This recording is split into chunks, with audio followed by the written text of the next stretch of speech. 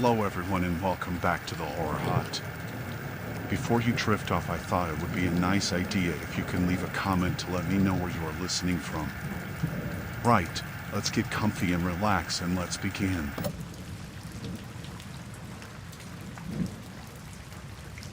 I'd planned this trip for weeks. Just me, my tent, and the woods. No phone, no internet, no distractions. I picked a small, quiet state park about 2 hours from the city, a spot that wasn't on any of the busy trails. I wanted peace. I wanted to get away from everything for a while. What I didn't expect was to feel like I was being watched.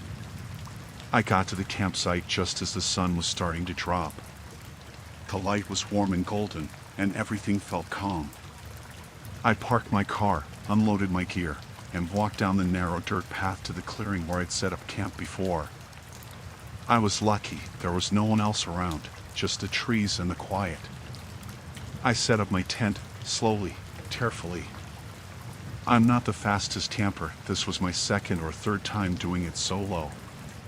I took my time, making sure the stakes were in light, the rain fly tight, the ground tarp straight.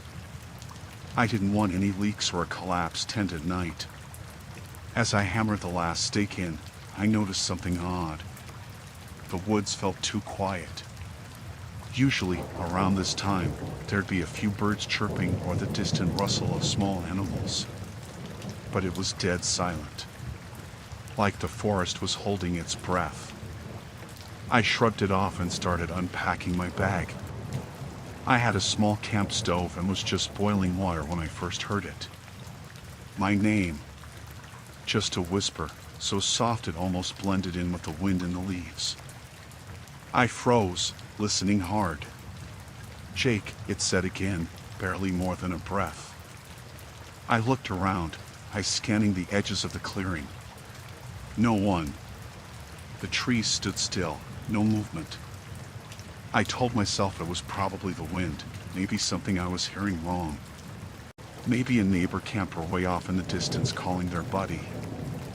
I called out, "Hello? Anyone there?" but got nothing back. No footsteps, no response. I sat down for a minute, trying to shake off the weird feeling creeping up my spine. The sun was getting lower, casting long shadows between the trees. I reminded myself I was alone, safe. Probably just my brain playing tricks. I finished dinner, ate quietly, and packed up my stove. I was just about to crawl into the tent when I heard it again. Same soft whisper, "Jake." Except this time it was closer. I swear, the voice sounded right at the edge of the trees, maybe 10 feet away. I grabbed my flashlight and swung it toward the shadows. Nothing. The beam cut through the dark brush, but only empty trunks and branches stared back. I told myself it was probably some guy messing around, maybe drunk or trying to scare people. But it was just too weird. I called out again, voice a little louder, "Who's there?" Nothing. No answer, no movement, no sound. The woods stayed quiet. I zipped up my tent door and sat inside with my flashlight resting on my lap. I kept turning the beam toward the tree line, heart pounding a bit. I didn't want to make a big deal out of it, but I wasn't about to ignore the fact someone might be watching me.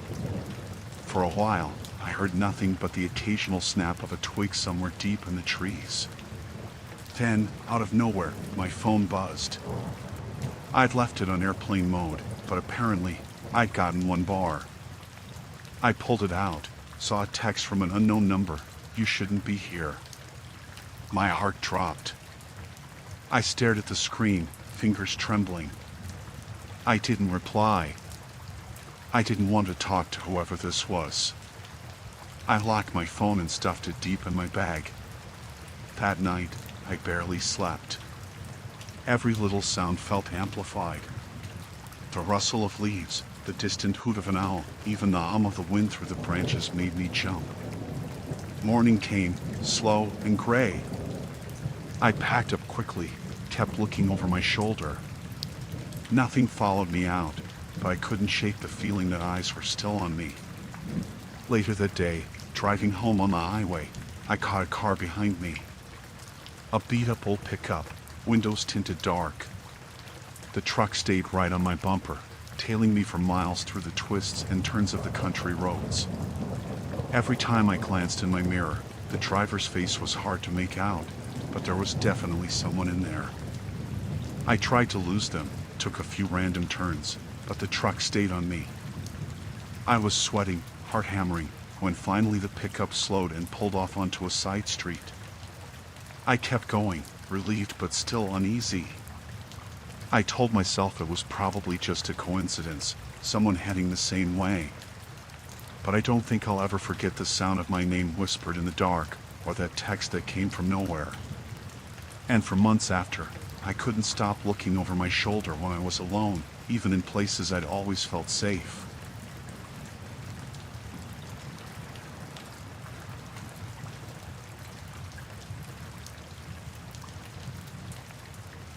The night before, everything felt normal.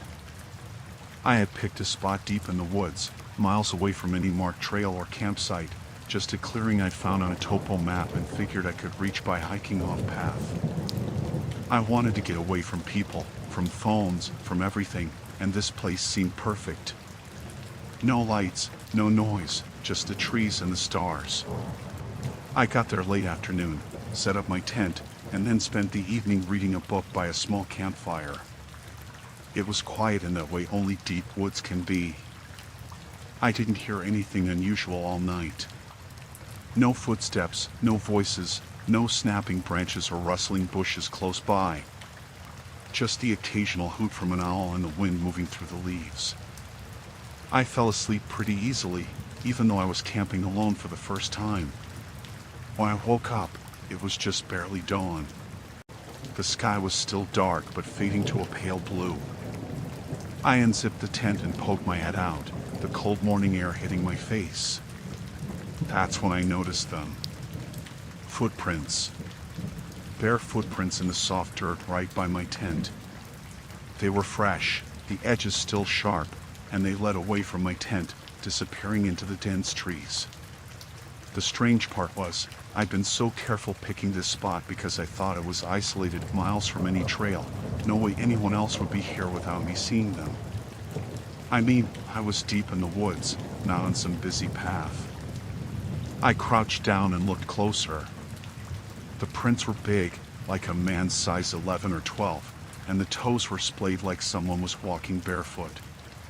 There was mud on them, and some dirt smudges from stepping on leaves, but no other footprints around, no sign of shoes or boots. Just those prints leading away, like someone had been standing next to my tent in the middle of the night. My heart started pounding, but I told myself I had to be rational. Maybe an animal had messed with the dirt and it just looked like footprints. Or maybe someone had passed through long before I set up. But the soil was soft and moist from last night's rain, and the prints looked fresh, definitely not old. I grabbed my flashlight and walked carefully around the tent. No other signs of anyone else. No gear left behind, no trash, no footprints anywhere else. Just those tracks leading away from my tent into the woods. It was almost like someone had been there, watching me sleep. I stood up, my hands shaking a little. The woods suddenly felt too quiet. No birds singing yet. No squirrels scurrying. Just silence. I felt like I was being watched, like something wasn't right. I decided to follow the footprints to see where they went. I didn't want to just sit there and wait for whoever left them to come back. So I packed a small day pack with water, my phone, which I kept off except for emergencies, and my pocket knife. I figured if I was going to follow, I should be ready. The prints went through thick brush, under low branches, and over fallen logs. There were no other footprints beside them, just those bare feet prints, one after another. The forest was dense and still, and every little noise seemed louder, the crunch of leaves under my own boots, the creak of tree branches in the wind, the distant call of a crow. After about 10 minutes, I stopped. The prints just stopped. Right in the middle of a small clearing, the dirt was undisturbed after that point. No sign anyone had gone further. I looked around, heart hammering, and that's when I noticed something else. A faint smell. Not like campfire smoke or wood, but like sweat mixed with something else. It was faint but definitely human. I felt exposed and vulnerable. I didn't have cell service here, no way to call for help if something went wrong. I stuffed the thought down and started back toward my tent, trying to stay calm. I told myself maybe someone had walked through hours ago and had gotten lost or was scared off. When I got back, I saw the footprints again, closer this time. They hadn't changed. I checked my tent, nothing disturbed, no zipper pulled, no sign of anyone trying to get in. I sat down, trying to make sense of it. The sun was rising now, casting weak light through the trees. I thought about packing up and leaving, but part of me wanted to stick it out, to prove I wasn't going to be scared away. The morning passed slowly. I kept glancing around, my eyes searching every shadow, every tree line. No one showed up. No strange sounds. Just me in the woods. That afternoon, as I was cooking my dinner, I heard a noise. Not far away. Like a twig snapping, but slower, deliberate. I stopped, held my breath, and shone my flashlight toward the sound. Nothing moved. I packed up quickly after eating, ready to hike back out before dark. The footprints kept crossing my mind, and that sound from the woods made me feel like I wasn't alone. I zipped up my tent and started walking toward the car. The trail back was long and twisting, but I wasn't looking forward to staying another night. Then, halfway down the trail, I saw something that froze me solid. A man standing about 50 yards ahead, just at the edge of the trees. He wasn't moving, just staring. He looked tired, his clothes dirty and worn. His eyes locked on me, but he didn't say a word. I couldn't tell if he was waiting for me or just watching. My heart thudded so loud I thought he must hear it. I didn't want to yell or run. What if he was dangerous? I just kept walking slowly, keeping my eyes on him. He didn't move. Just stayed there until I reached the main road, then disappeared into the woods like he'd never been there. I got in my car and locked the doors. I drove away fast, never looking back. The whole way home, I kept thinking about those footprints, about that silent man, and about how close I'd been to something I didn't understand. I never went back to that spot, and I don't plan to. That's one camping trip I won't forget.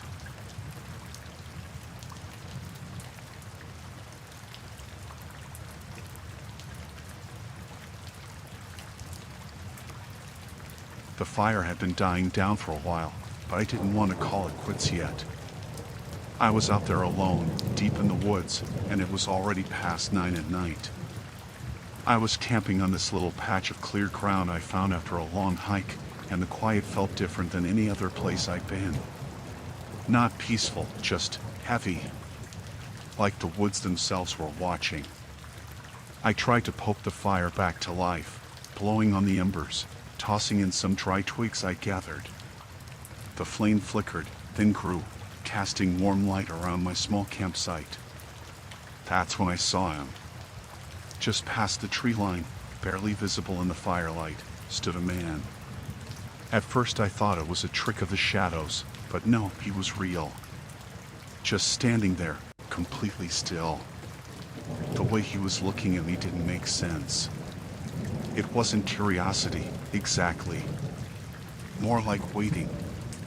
Silent, watching. I froze. The firelight wavered, and so did my nerves. I wasn't sure if I should call out, run, or just pretend I didn't see him. My heart was pounding hard enough I thought he might hear it. I said his name, or maybe it was just a breathless, "Hey?" Nothing. No movement, no sound. I scanned the area around him. No flashlight, no gear. Just a man, standing there in old, dirty clothes. His face was shadowed, but I could make out tired eyes, a little sunken, maybe a few days' worth of beard. No smile, no frown. Just watching.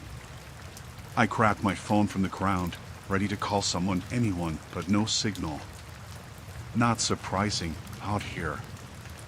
I tried to tell myself it was a lost hiker or someone else camping nearby, but no one else's fire was burning, no voices echoing in the dark. The silence pressed in. The woods, usually filled with the crackle of bugs and animals moving at night, seemed to hold their breath. I strained to hear any sound other than my own breathing. I threw a few more twigs on the fire, louder this time, hoping to catch his attention or maybe scare him off.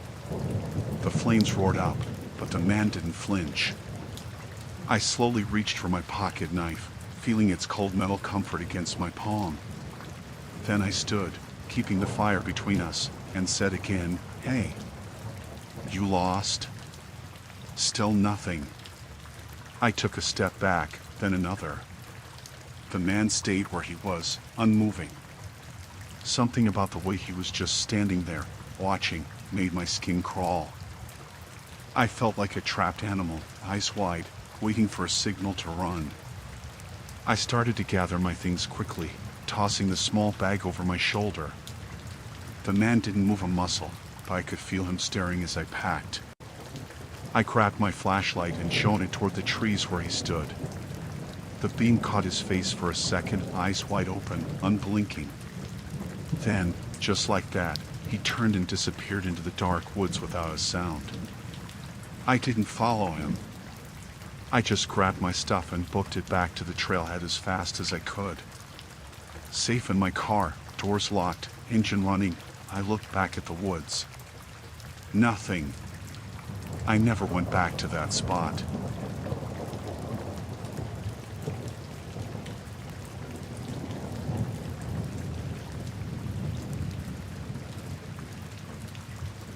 I spent that whole day hiking by myself, just trying to get away from everything. The trail was longer than I thought, more exhausting, but the kind of tiring that makes you feel like you earned something. The kind of tired that makes you want to crash hard and not move for a while. I was alone for most of it, which was the point. When I finally got back to my campsite, the sun was already starting to dip below the trees. The air smelled like pine and wet earth, cool in that early evening way. But something felt off the second I stepped into the clearing. My tent was zipped up, but that wasn't what caught my eye. It was how everything looked different. Like it wasn't how I left it. I had left my pack next to the tent, some firewood stacked in a rough pile, my water bottle and shoes where I'd left them. Now, my backpack was zipped shut and leaning neatly against a tree, shoes tucked in just right, firewood split into tidy little bundles. Everything was too organized, like someone else had been there. That's when I noticed the note. It was on top of my backpack, just a simple scrap of paper folded in half, with neat handwriting on it. Thanks for the hospitality. My first thought was that it was a prank. But I was miles from any real trail, not close to any other campers or cabins.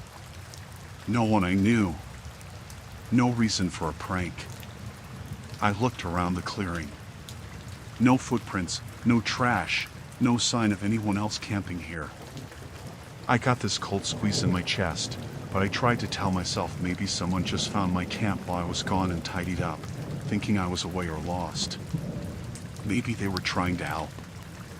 I called out a couple times. No answer. I decided to check my gear. Everything was there, my food, clothes, and phone. Nothing was missing or broken. But the whole thing felt wrong, like I wasn't alone, even though there was no one around. I started setting up my tent again, faster this time, with this nervous energy I couldn't explain.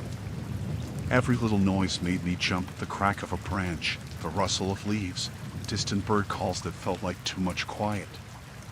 I kept glancing into the trees. Later, after the sun was fully gone, I made a small fire and sat by it, trying to calm down. That's when I noticed something else. The firelight caught on something on the edge of the clearing, a pair of eyes, just barely visible, watching from behind a tree. I froze. The eyes didn't blink, didn't move. I whispered, "Hey." The eyes vanished. I scanned the woods but saw nothing. I wanted to pack up and leave, but I was too tired and didn't have the energy to hike out in the dark. So I stayed by the fire, sitting with my knife on my lap and my phone ready. I didn't sleep well. Every time I closed my eyes, I felt like someone was there, just outside the circle of light. At first light, I packed everything up quick and got out of there. I didn't look back once.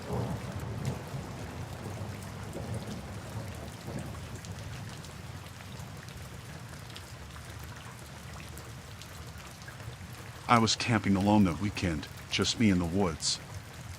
I picked a spot pretty far off the beaten path, a little clearing surrounded by thick trees, away from any trails or other campers. I liked the quiet, the kind of silence that's heavy and full of small sounds you only notice when you're paying attention. I'd been hiking all day and was dead tired, so I set up my tent, got a fire going, and passed out pretty quickly. I didn't sleep all that well, but it wasn't just because of the usual stuff like bugs or weird noises. There was this niggling feeling I couldn't quite place. Like something wasn't right. But I told myself it was just the isolation getting to me. I'd been alone plenty of times before without anything weird happening. That morning, when I woke up, the first thing I noticed was that my tent zipper wasn't fully closed.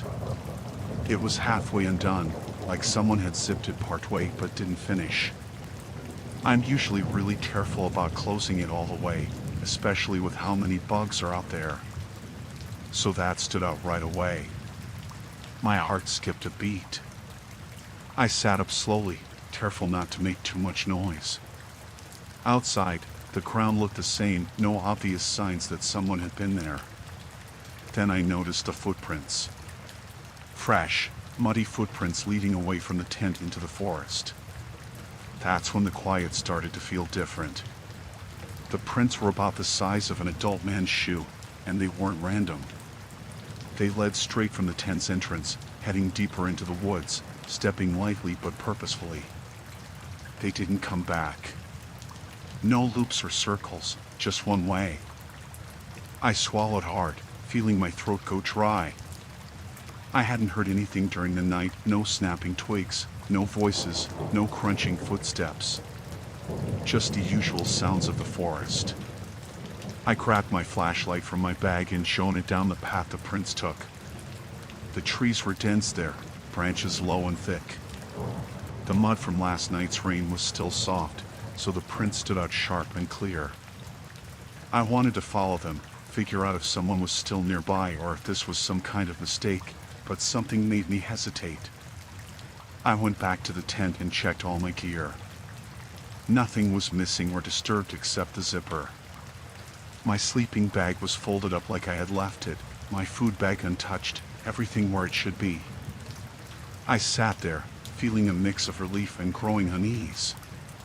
Who could have been close enough to unzip my tent without waking me? And why leave footprints heading off like that? The forest felt too quiet. Even the birds weren't calling like they usually did at dawn. The only sound was my own breathing and the soft rustling of leaves in the wind.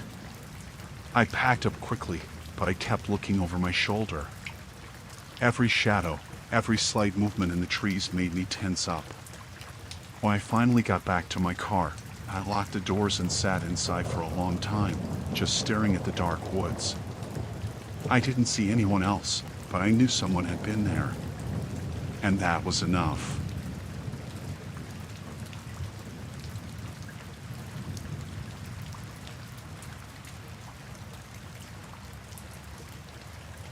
It was late afternoon when the guy showed up at my campsite. I was about an hour into setting up my tent, trying to get everything sorted before dark, when I heard footsteps crunching through the dry leaves. I figured it was probably another camper, maybe someone who'd lost their way or just wanted to say hi. I was wrong. I looked up and saw this guy standing maybe 20 feet away, just watching me. He was wearing an old jacket, dirty jeans, and a baseball cap pulled low. His face was kind of hard to read, but there was something off about the way he stood, like he was waiting for permission to do something, but also like he was making sure I was watching him. I nodded and said, "Hey." He didn't say anything right away. Just stood there, eyes flicking between my tent and the trail behind him, like he couldn't decide if he wanted to stay or run. Then he spoke, slow and quiet, like he was trying not to scare me. "Mind if I join you? Just for a while." His voice didn't sound threatening, but there was this weird edge to it, like he was testing how I'd react. I hesitated. Normally, I'm not the type to invite strangers into my space, especially out here, but something about him didn't scream danger, just awkward and maybe a little lost. So I said, "Sure, I guess. I mean, I'm not exactly a hero or anything." He walked over and sat down a few feet from the fire I'd just gotten going. We didn't talk much at first. Mostly just stared at the flames. But I could feel his eyes on me, like he was studying me or waiting for me to say something else. After a while, I tried to make conversation, asked if he was camping nearby or just passing through. He said he'd been hiking, got turned around, and figured he'd stop for the night. That part sounded believable, but then I noticed he didn't have a backpack or any gear. No water bottle, no food, nothing. I asked about that, and he just shrugged, saying he left it back on the trail or something. That didn't sit right with me, but I didn't press it. Instead, I started packing some extra food, thinking maybe he was just desperate. Hours passed, and the light faded. The woods got quiet, except for the fire crackling. He stayed close, never really relaxing. Kept glancing around like he was expecting something or someone. Every time I looked away for a second, I'd catch him staring at me with this weird smile, like he knew something I didn't. At some point, I realized he wasn't making any move to leave. I even mentioned it, joking that the fire was dying and I needed to get some rest soon. He just nodded, said he wasn't tired yet. Later, I went to refill my water bottle from the creek nearby. When I got back, the fire was low, and he was still sitting there, motionless, eyes locked on me. I felt this growing knot in my stomach. My gut told me I needed to get away, but I didn't want to start anything, so I just kept quiet. Eventually, I told him I was going to turn in for the night. He said, "Okay," but didn't move. I zipped up my tent and climbed inside, heart hammering. Through the thin fabric, I could see his silhouette sitting not far from the fire pit. I lay still, listening to the woods. Nothing but the usual nighttime noises, crickets, the wind through the trees, the occasional rustle. Then I heard him whisper my name. I froze. Whispered again. Louder this time. I didn't say anything, just stayed as quiet as possible. He didn't come closer after that, but he didn't leave either. By dawn, I was packed and ready to leave.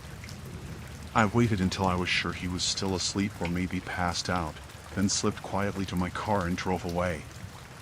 I never saw him again, but every time I go camping now, I double-check for footprints, keep my tent zipped tight, and don't talk to strangers who show up uninvited.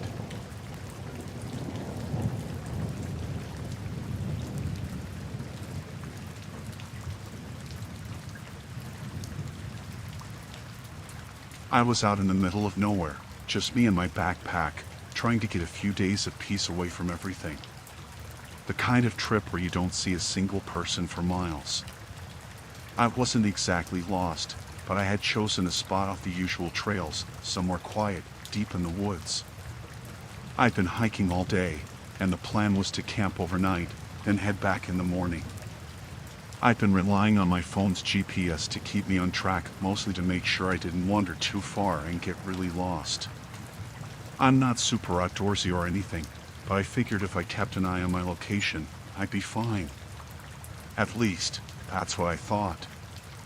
I set up camp near a small clearing surrounded by thick trees and scrub. It was peaceful, and the sky was just starting to turn orange when I finished pitching my tent. I sat for a bit, eating some granola bars, and pulled out my phone to check the GPS one last time before settling in. That's when things started to feel off. The GPS was lagging, which I figured was normal in the deep woods. Signal wasn't great out here, after all. But when I looked at my location, it showed me in a place that didn't make any sense. Like, the coordinates on the screen were pointing to somewhere at least 5 miles away from where I was. I thought maybe it was just a glitch or the phone getting confused. I reset the app, turned the phone off and on, but it still showed the wrong spot. Then I noticed something else. The signal was weak, like really weak. Not the usual 1 bar or no bars kind of weak, but more like the phone was barely picking anything up. It said no service in the corner, but the GPS was still trying to pinpoint my location. Except it wasn't me. It was some random spot on the map. I tried calling a friend, but the call wouldn't go through. Text sat in the outbox. I turned the phone off and on a couple more times, hoping to get a better signal, but no luck. That's when I realized something was wrong. I wasn't just off the grid, I was completely unreachable. I thought maybe my phone was just glitching, so I grabbed my compass and paper map from my bag and started trying to figure out where I actually was. The forest around me looked the same: thick trunks, low branches, the occasional moss patch. Nothing looked out of place, but I knew I wasn't anywhere near the coordinates the phone was showing. I spent the next hour wandering a bit, trying to find a spot with better signal or a recognizable landmark, but the trees only got thicker, and the signal stayed dead. When I stopped moving, the woods got eerily quiet. No birds, no wind, no rustling animals. Just this heavy silence that made me keep glancing over my shoulder. After a while, I realized I'd left my tent and some of my gear behind when I tried to find better signal. The idea of leaving my stuff there unsettled me, but I kept telling myself I'd come back. That night, the woods felt different. The usual sounds of nighttime, frogs, insects, owls were missing. Instead, there was a subtle noise, almost like someone was walking softly just beyond the trees, but whenever I stopped to listen, it went quiet. I stayed awake for hours, watching my phone. The screen flickered, the GPS showing the same random coordinates. No bars, no signal, no way for anyone to find me if something went wrong. The next morning, I packed up and started walking back toward what I thought was the nearest road, using my compass and map. Every now and then, I caught glimpses of footprints in the mud, big, heavy boots that didn't belong to me. They weren't fresh, but they were close enough to make my stomach tighten. The forest felt alive, but not in a good way. Like someone had been there recently and was watching me. Every shadow seemed to shift, every bird's call cut off abruptly when I moved. At one point, I thought I saw a figure standing just beyond a thick patch of trees. When I blinked, it was gone. By mid-afternoon, I was exhausted, thirsty, and more than a little scared. The thought that my phone had been messed with, that someone had altered the GPS coordinates to keep me lost and unreachable, didn't leave my head. I tried calling out a few times, hoping someone would hear me, but the woods swallowed my voice. Eventually, after hours of walking, I found a small dirt road. It looked rarely used, but at least it was something. I followed it, and after what felt like forever, I saw a car driving down the road. I waved frantically, and the driver stopped. It was a couple on a weekend trip who took me to the nearest town. When I showed them my phone, it still had the wrong coordinates. I switched to airplane mode, restarted, and only then did it find the correct location and signal. Back in town, I told the local ranger station what happened, but they said no reports of anyone else being out in that part of the forest, no missing persons or anything like that. They thought maybe it was a technical glitch or some weird interference. But I'm pretty sure someone was out there, messing with my phone, trying to keep me lost and alone. And if I hadn't found that road, I don't know how long I'd have been stuck. Ever since then, I don't trust my phone in the woods. I carry an actual map and compass. And I never camp alone where my signal can be that weak.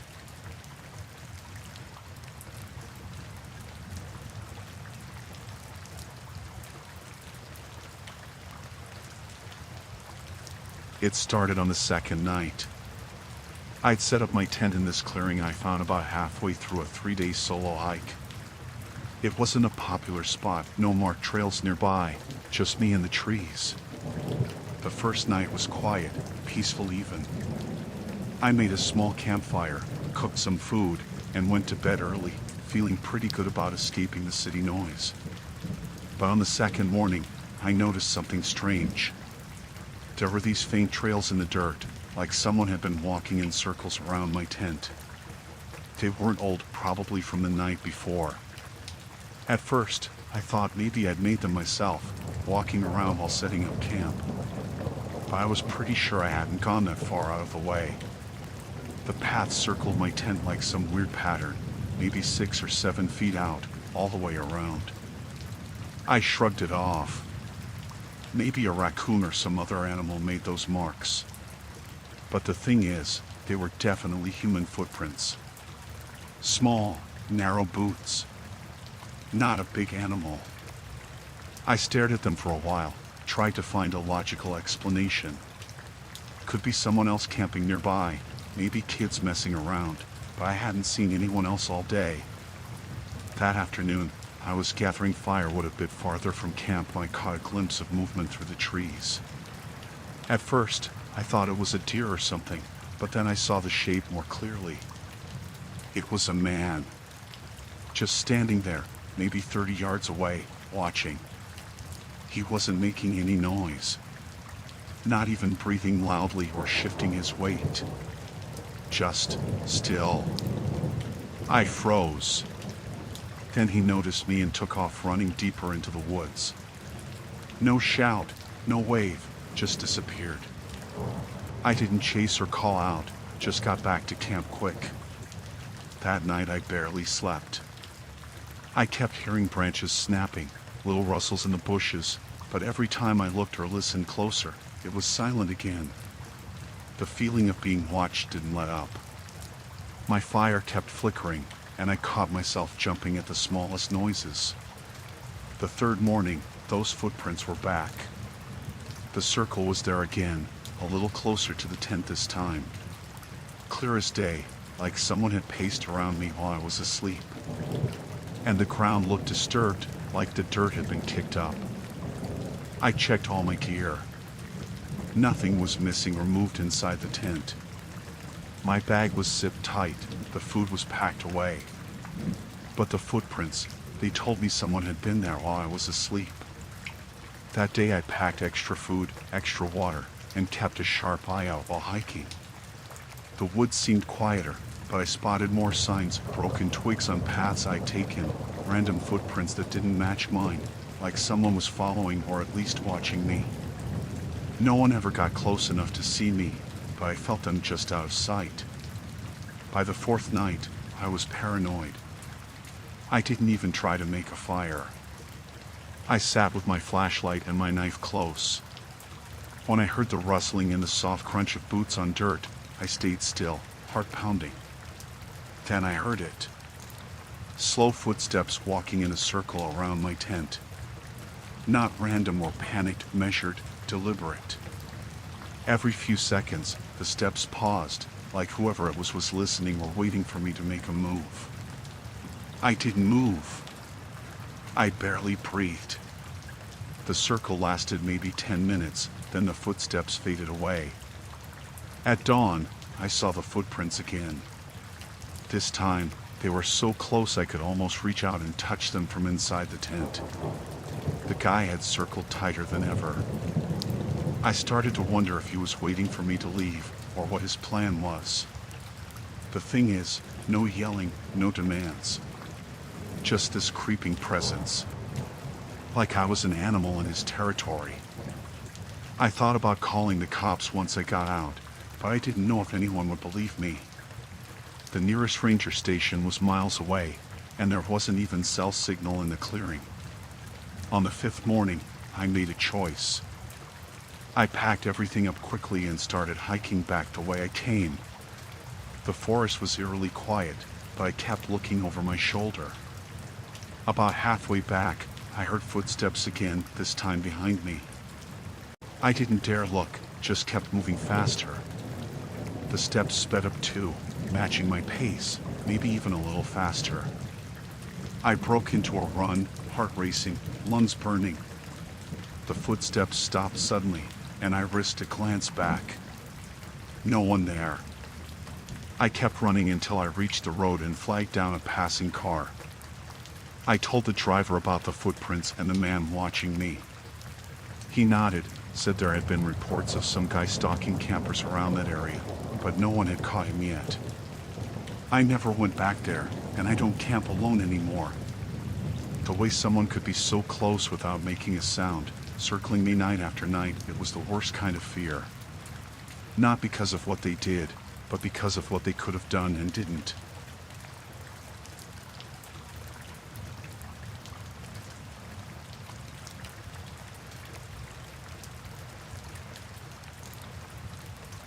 I was out hiking alone on one of those trails in the state park that hardly anyone uses.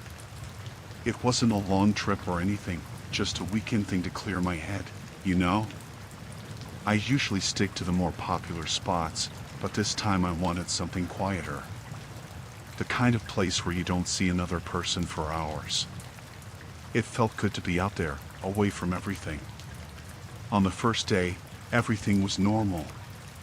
The woods were calm, the usual birds chirping, a squirrel or two darting through the brush. I found a nice spot near a small creek and set up camp late afternoon. Nothing fancy, just my tent, a little stove, and some food.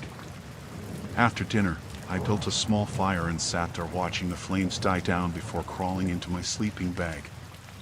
The next morning I woke up early, packed a bit, and decided to explore more before heading back. I took a side path I hadn't noticed before. It was narrow and overgrown, but it looked like it might loop back to the main trail. After about 20 minutes, I saw smoke rising through the trees. That caught my attention immediately, because I hadn't seen or heard anyone else all day. Curious, I moved toward the smoke, and that's when I found the campsite. It was small, barely hidden under some pine trees, maybe set up just the night before. There was a campfire still warm, the smell of burnt wood fresh in the air. Around the fire pit were empty food wrappers, snacks like chips and candy bars, some water bottles, a few beer cans. The stuff looked recent, like whoever was there hadn't left long ago. What really unsettled me was that no one was there. No footprints leading away from the camp, no gear packed up, nothing to show where they'd gone. It was like whoever stayed there just vanished. I thought maybe they'd left in a hurry, or maybe were still nearby, so I called out a couple of times, just a simple, "Hey, you around?" No answer. I waited a bit, but all I heard was the creek bubbling and the wind brushing through the trees. That's when I started noticing little things. The fire wasn't just warm, it was still smoking lightly, like it had been out for maybe an hour at most. The food wrappers were scattered as if someone had been eating while sitting around, but there was no sign of a chair or blanket to sit on. Just a few sticks propped up awkwardly against a rock. It looked like the place was left mid-use. I figured maybe they went for a walk and planned to come back. But then, on the ground near the fire, I saw something else, tiny, barely noticeable scratch marks on a log, like someone had been nervously tapping their nails or maybe trying to carve something and stopped. I picked up a beer can and shook it gently. It sounded full, like there was still some liquid inside. I was careful not to touch too much, but that can felt cold, like it had been sitting out in the shade and not long since handled. That's when I started feeling like I wasn't alone.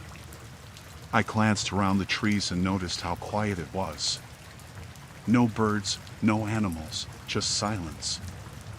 Usually, in the woods, even if you can't see much, you hear something: bugs, frogs, squirrels, but here, nothing. I pulled out my phone to check the time. Signal was weak, but I had a bar. Then I noticed the GPS said I was off the trail, but the coordinates didn't match the map. It was like my phone had no idea where I was exactly. That made me nervous, but I figured maybe it was just bad reception. Still, the feeling that someone had been here and maybe was still nearby was growing stronger. I didn't want to stay at that spot, so I started moving back toward the main trail.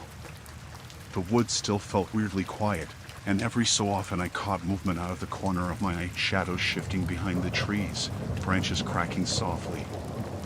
But every time I stopped and looked, no one was there. At one point, I thought I saw a figure, just a dark shape standing maybe 50 yards away, motionless behind a big oak. I blinked and it was gone. I quickened my pace, checking behind me now and then. My heart wasn't racing yet, but my stomach felt tight. When I got back on the main trail, I stopped to rest and had a snack. While eating, I heard footsteps crunching on the dry leaves nearby. Not too loud, not fast, just slow, steady steps. I looked around. No one on the trail in sight. The footsteps came from the bushes, but when I turned toward the sound, there was nothing there. I didn't know what to think. Maybe some other hiker, maybe an animal. But the footsteps didn't sound like animal paws. I packed up and started walking faster, watching my back the whole way. It was a long walk back to my car, and I didn't see anyone else until I got to the parking lot. That night, I slept with the door locked and the lights on. I never told anyone what happened, mostly because it sounds stupid, an abandoned camp with signs someone was there but no people, and I'm still not sure what to make of it. But I know I wasn't alone out there. And I wasn't just imagining the feeling of eyes watching from the trees.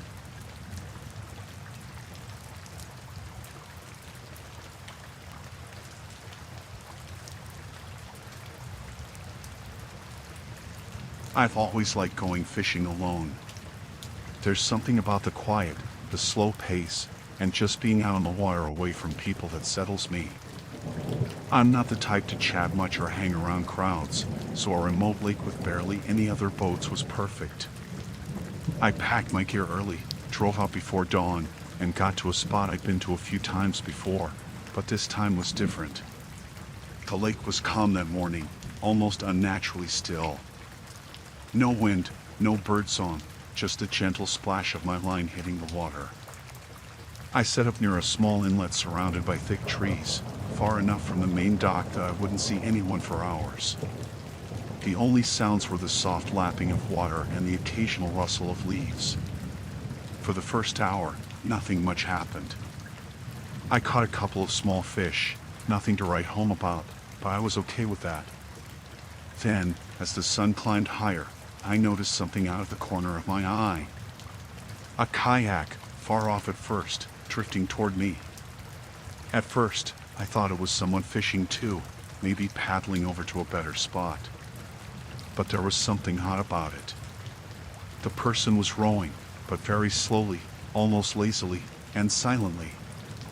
No splash, no effort, just smooth, quiet strokes that made the kayak glide through the water like a ghost. I glanced away for a moment, hoping it was just the angle messing with me, but when I looked back, the kayak was closer. No one was talking or waving, just sitting low in the boat, staring ahead. The figure was wearing a dark hoodie, the hood pulled tight, so I couldn't see their face. No fishing gear or anything, just that kayak in them. My gut tightened. I've been out here alone plenty of times, but this was different. Usually, if someone's coming, they make some noise or wave. This was like they didn't want to be noticed but still wanted to get close. I reeled in my line slowly, trying not to seem tense. The kayak kept moving toward me, slow and steady, like it was on purpose. When it got within maybe 20 feet, I saw their hands on the paddle. No sudden moves, but steady. The water was so quiet, I could hear the paddle just barely skim the surface. I tried calling out, "Hey, you lost?" My voice sounded weirdly loud out there. No response. I looked around to see if anyone else was on the lake, but I was alone. I started feeling trapped, like my little spot wasn't so isolated anymore. The kayak circled once, then moved closer again. The person's head tilted slightly, like they were watching me carefully. I noticed something else. The kayak wasn't drifting with the wind or current. It was actively heading toward me, but so slowly it was almost like they were trying not to make a scene. I tried to stand up in my small fishing boat to get a better look, but it rocked and almost tipped. I sat back down, heart pounding harder now. I didn't want to provoke whoever this was. The figure didn't say anything or make any gestures. Just stared. I fumbled for my phone, but there was no signal, which wasn't surprising that far out. Minutes passed, but it felt like hours. I kept my eyes on the kayak, waiting for something to happen. The person reached into a small bag at their feet, pulled out what looked like a pair of binoculars, and aimed them at me. I froze. My brain was screaming to get out of there, but I didn't want to panic and do something dumb. I looked around again, hoping for another boat or some kind of help, but the shore was empty and the trees thick. The kayak drifted closer still, maybe 10 feet away now. Then, the person finally spoke. A soft voice, almost a whisper, "You shouldn't be here." No explanation, no reason given, just that line. I wanted to ask why, but my mouth went dry. I started to slowly back away in my boat, paddling with quick, quiet strokes toward the shore. The kayak followed, keeping the same distance, not speeding up, just matching my pace. I looked over my shoulder, and they were still watching me, motionless except for the paddle strokes. By the time I reached the shoreline, I scrambled out, grabbed my gear, and started walking fast toward my car. The kayak stayed out on the water, drifting in place like it was waiting. I didn't look back. I got to my car, locked the doors, and drove off as fast as I could, the whole time glancing in the rearview mirror. The kayak never followed beyond the water.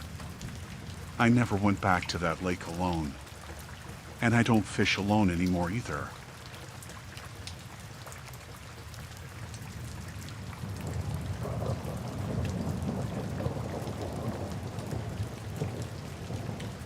I'm not the kind of person who goes hiking in the wilderness alone, but I figured it'd be different with my friend Jake. We'd done a few short trails together before, nothing crazy, just weekend stuff to get out of the city. That day, we decided to tackle a longer route I'd found online. It was supposed to be about 6 miles through some dense woods with a lake at the end. Nothing too technical, but enough to feel like a real hike. We started in the morning, and things went fine. The trail was quiet, mostly trees and the sounds of birds and bugs. Jake and I joked around like usual, talking about work and dumb stuff. The kind of easy chatter you have when you're both tired but trying to keep the mood light. I didn't think anything weird was happening at all. But as the afternoon dragged on, I started noticing little things that didn't add up. First, the trail markers seemed farther apart than they should have been. We missed one sign and had to double back, but even then, the forest looked off.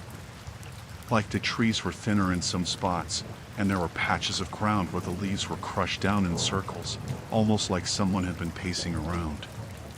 Jake didn't say anything about it, just kept moving. Around late afternoon, I noticed Jake got quieter than usual. He stopped answering my questions as much and started staring at the trees a lot, like he was waiting for something. I asked if he was okay, and he just nodded but didn't smile or joke anymore. That felt weird because he's usually the one making dumb jokes to keep me from overthinking stuff on hikes. We came to a little clearing with a fallen log, and I suggested we stop for a break. Jake dropped his backpack on the ground, took a swig from his water bottle, and sat down without saying much. I sat too, pulling out some snacks and checking my phone for signal. Nothing. The screen said no service, which wasn't a surprise this far in. After a while, Jake stood up and said he was going to stretch his legs. I didn't think much of it. He'd done the same on shorter hikes before. But then he started walking toward the edge of the clearing, deeper into the woods, and I noticed he didn't bring his backpack. I called out, "Hey, wait. Your pack." He waved me off without looking back and said, "I'm just gonna check something out. Be right back." I didn't like it, but I figured maybe he saw some animal tracks or something and wanted a closer look. I waited for maybe 10 minutes, eating a granola bar and scanning the trees, but Jake didn't come back. I called his name a couple of times, louder each time, but no response. That's when I looked at his backpack. It was just sitting there, zipped up, with his water bottle sticking out of the side pocket. Nothing seemed disturbed, no signs of a struggle or anything. I picked it up and checked inside: his phone, wallet, some snacks, a small first aid kit. All the usual stuff. It didn't make sense that he'd leave it behind if he was just going for a quick walk. I got up and started walking the way he went, calling his name again, but the woods felt different somehow. The sounds were quieter, like the forest was holding its breath.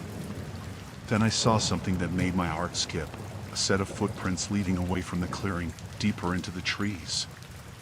They looked like Jake's boots, but they weren't fresh, maybe a few hours old, based on how the dirt had settled. I followed the footprints carefully, trying to stay calm. As I walked, the light started to change, the sun dipping closer to the horizon, and the shadows grew long and weird. Every now and then, I'd catch a glimpse of movement out of the corner of my eye, a branch snapping, a leaf rustling, but when I turned, there was nothing there. At one point, I heard what sounded like breathing behind me, soft and steady. I spun around, expecting to see Jake or maybe another hiker, but no one. Just empty trees and fading daylight. The trail wasn't marked well, and I kept losing the footprints, only to find them again a little further along, like whoever was walking ahead wanted me to follow, but not too closely. It was unsettling, and I started feeling that old creeping dread, the kind that makes you want to turn around but also forces you to keep going. Then the footsteps stopped. I came to a small clearing with a shallow stream running through it. There was no sign of Jake. No backpack, no footprints beyond that point, nothing. Just the soft sound of water and the darkening sky. I shouted his name again, louder this time, my voice cracking a little. The forest didn't answer. I stood there for a minute, feeling completely alone. The sun was almost gone, and the woods were growing colder. I knew I needed to get back before it got too dark, but I didn't want to leave Jake out here. I took out my phone again, still no signal, and tried to check the map. The GPS was off, like it was glitching or stuck on a weird spot. I tried restarting it, but it didn't help.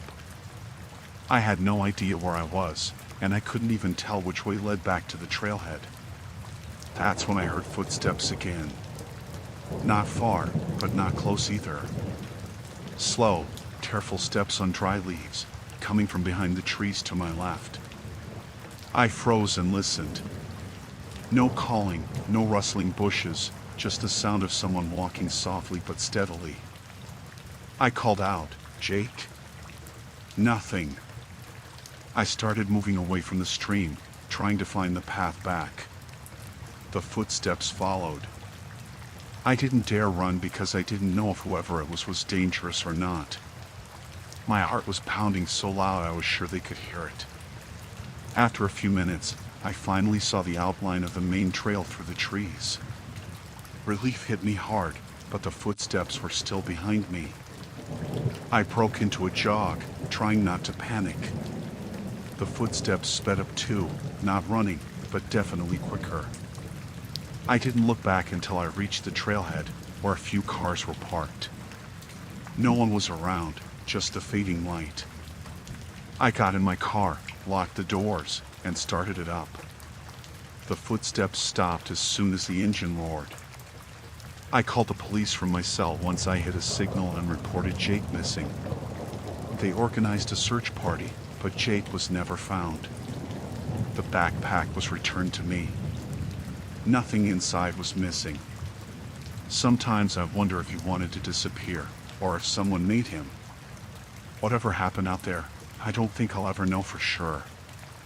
But that night, in those woods, I felt completely watched and helpless, and it was the kind of fear that stays with you even after you're safe.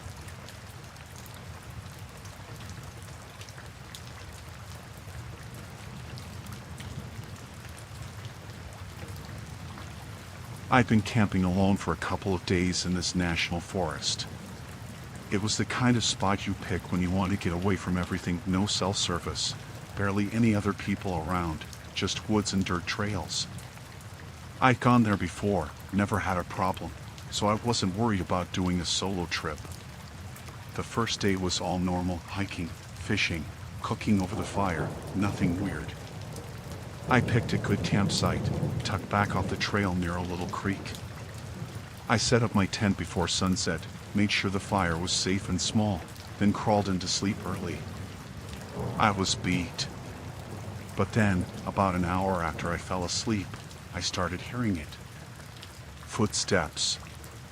Soft, but definitely footsteps, crunching leaves right outside my tent. At first, I thought it might be an animal, maybe a deer or a raccoon. But it didn't sound like any animal I'd heard before. It was slow, methodical, like someone was pacing back and forth. I froze for a second, listening hard. The tent flap was zipped tight, but I could hear those footsteps plain as day, right outside. They'd start on one side of the tent, go all the way around, then come back again. Over and over, like they were walking in circles. I waited, holding my breath, thinking maybe it was some park ranger or another camper checking around. But when I unzipped the tent just to crack and shine my flashlight out, there was nothing. No figure, no shadows, no light from a flashlight or a phone. Just empty trees and bushes. I zipped the tent back up quick. The footsteps stopped for a few minutes, then started again. Same slow circle, crunch, crunch, crunch. It felt like hours, honestly. I wasn't sure if I was just imagining it or if someone was really out there. I tried yelling. Hey!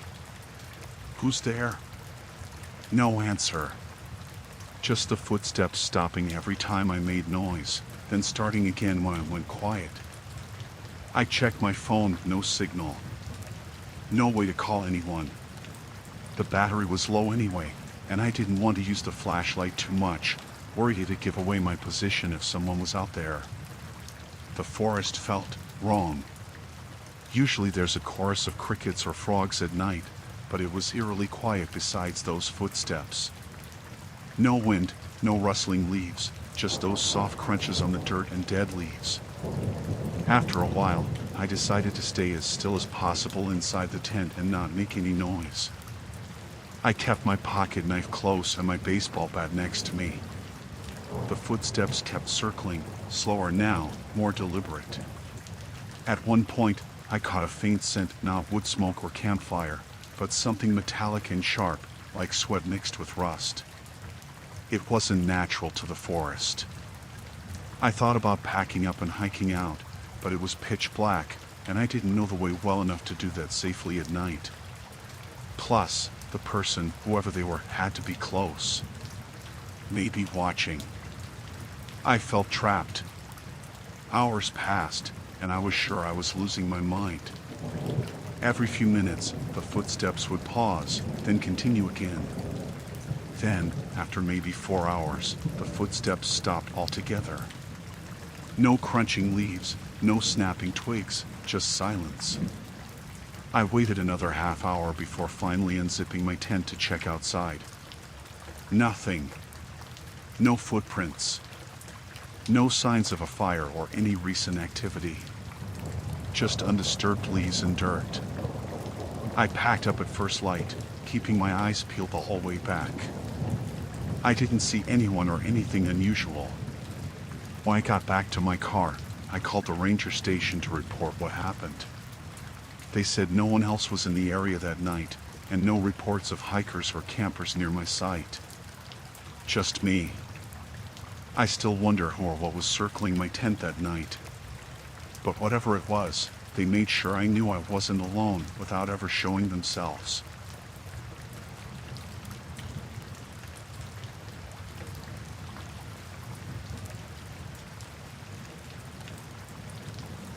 I was camping alone in this patch of forest that's not too far from town, but far enough that you don't hear cars or people after dark. I needed a break, just wanted to get out of my head, you know? So, I picked a spot next to a small clearing with a big old tree right outside my tent, set up, and started a fire. The first night was normal enough.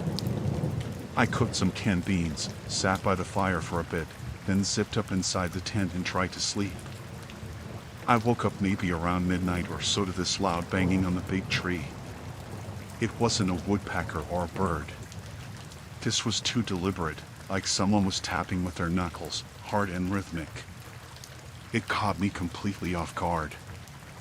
I froze, listening.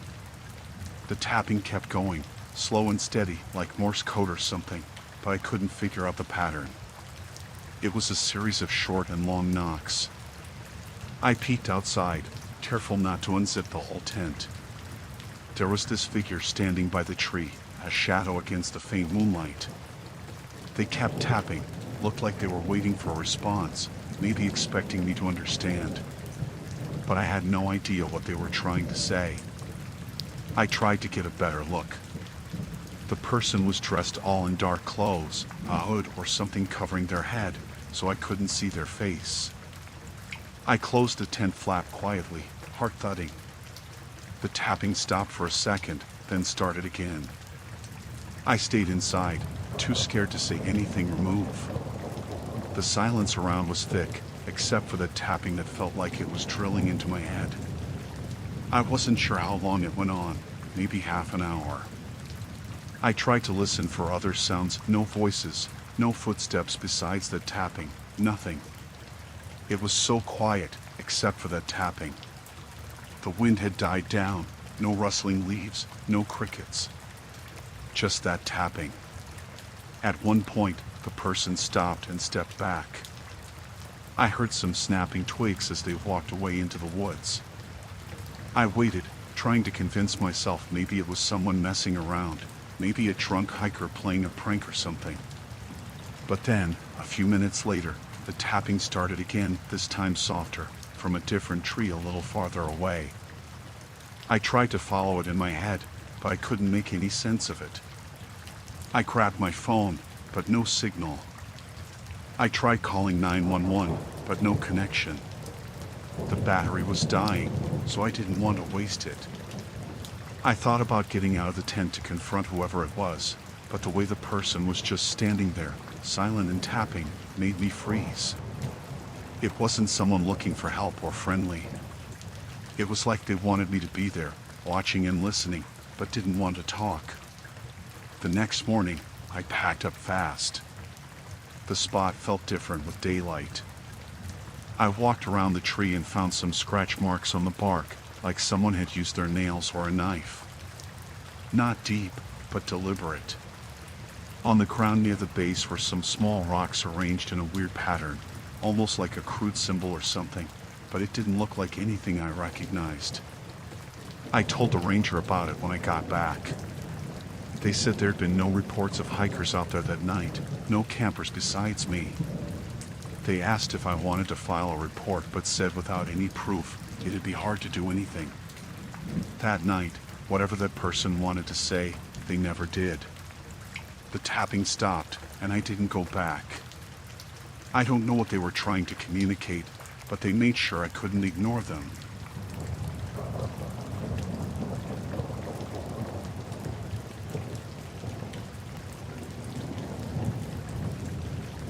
I went camping alone in this pretty remote part of the national forest.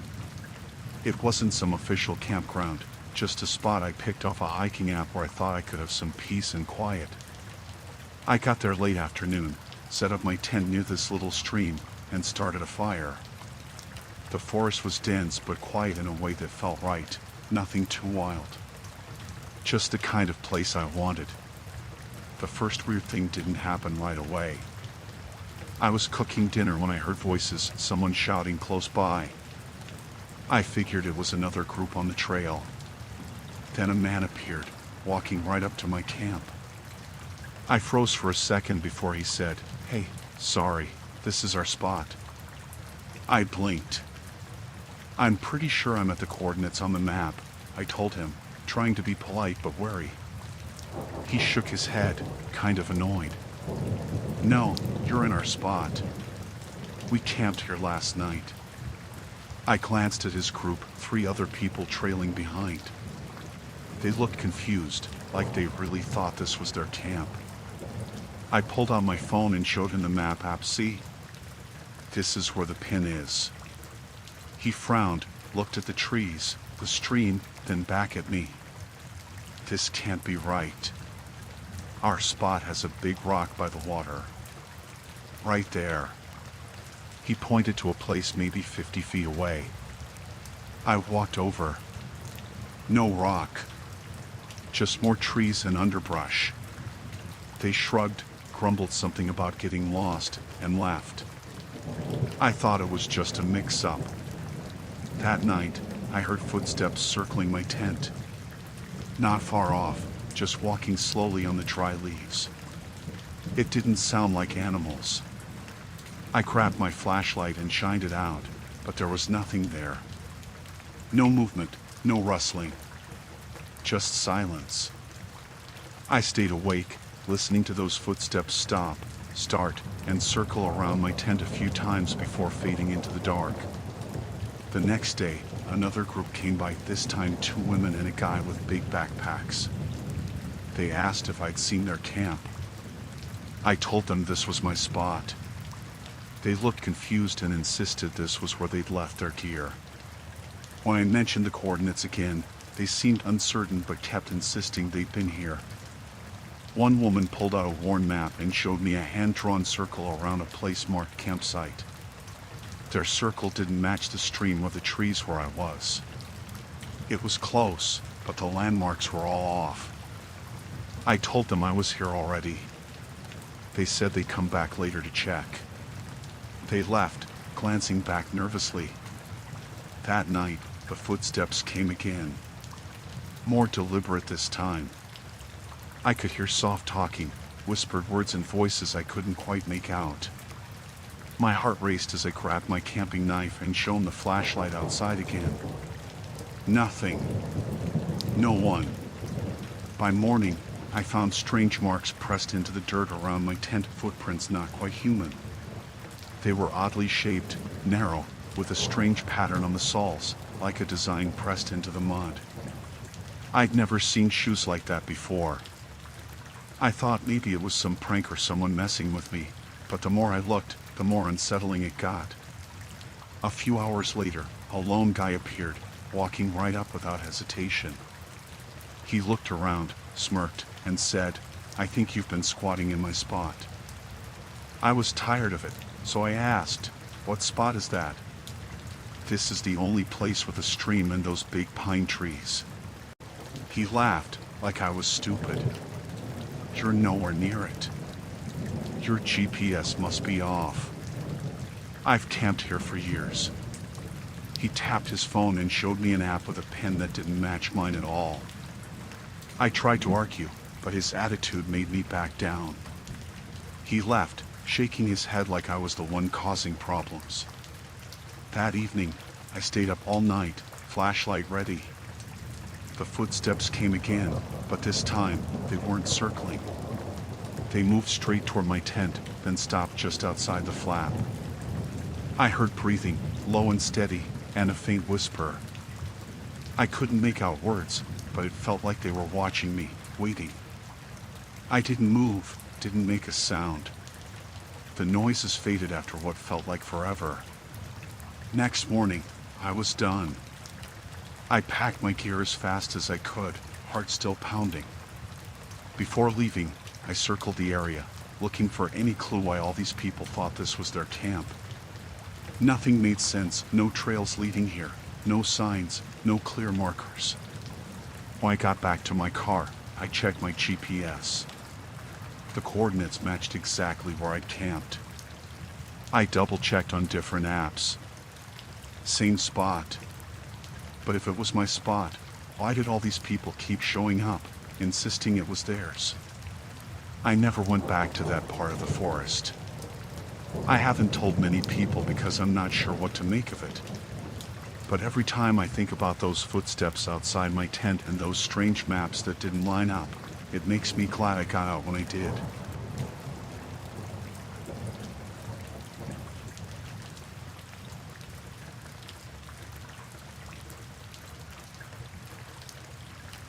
The first time I heard it, I thought I was losing my mind.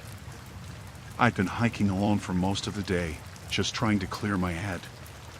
The trail I picked was one of those lesser-known loops, the kind where cell service drops out and everything feels miles from civilization. I didn't expect to hear anything but birds and the occasional snap of a twig underfoot. But then, as I rounded a bend, I caught this faint sound like static, but with a voice over it. A voice, talking. It was coming from the trees, somewhere off the trail. I stopped, squinting into the brush, trying to figure out if it was a radio or maybe someone using a walkie-talkie. I called out, "Hello? Is someone there?" The voice on the radio kept going, crackling softly. It sounded like a guy, talking about coordinates or something, north 45.6, west 123.4. I remember thinking the numbers didn't make much sense, or maybe it was just random chatter. The tone was low and steady, like the person was trying to stay calm, but there was this weird urgency to it. I called out again, louder this time, but no response. Just the static and that voice playing like a loop. I didn't see anyone around. No tents, no campsites, no other hikers. Just the forest, quiet except for that broadcast. I kept walking, thinking maybe it was a lost hunter or someone running a radio test, but the further I went, the clearer the voice got. Then, I noticed something else, the sounds of footsteps in the dry leaves, but not mine. Soft, slow, almost like someone was pacing nearby. I stopped to listen, heart beating a little faster. No answer when I called out. The footsteps didn't speed up or slow down, just pacing back and forth in the underbrush. I pulled out my phone to check the GPS, hoping to find a ranger station or some sign of other people, but no service. The battery was low, too, and the light was fading. I tried to follow the footsteps, thinking maybe I could find the person broadcasting. But the tracks were confusing, some were big, some small. They twisted in circles, leading nowhere. It was like whoever was out there was moving just enough to be heard, but not seen. By the time I reached a small clearing, the radio broadcast stopped abruptly. The silence felt heavier than before. I sat down on a log, trying to calm down. I told myself maybe it was just some hunter's radio, left on by accident. That's when I heard it, the whisper. Faint, almost too soft to catch. "Hello?" I spun around. Nothing. Just the trees and the shadows stretching long in the dusk. I packed up and started walking back, but the radio started again. The voice was different now, faster, almost urgent. I called out, "Hey, if you're out here, please say something." No response. I kept moving, trying to stay calm, but every step felt heavier. The footsteps followed, pacing just out of sight. The radio voice faded, then came back. Eventually, I found the trailhead again, and the radio cut out completely. I didn't look back until I was back in my car, locked doors, engine running. I never figured out who was out there, or what the broadcast meant. But whatever it was, I was glad to leave it behind.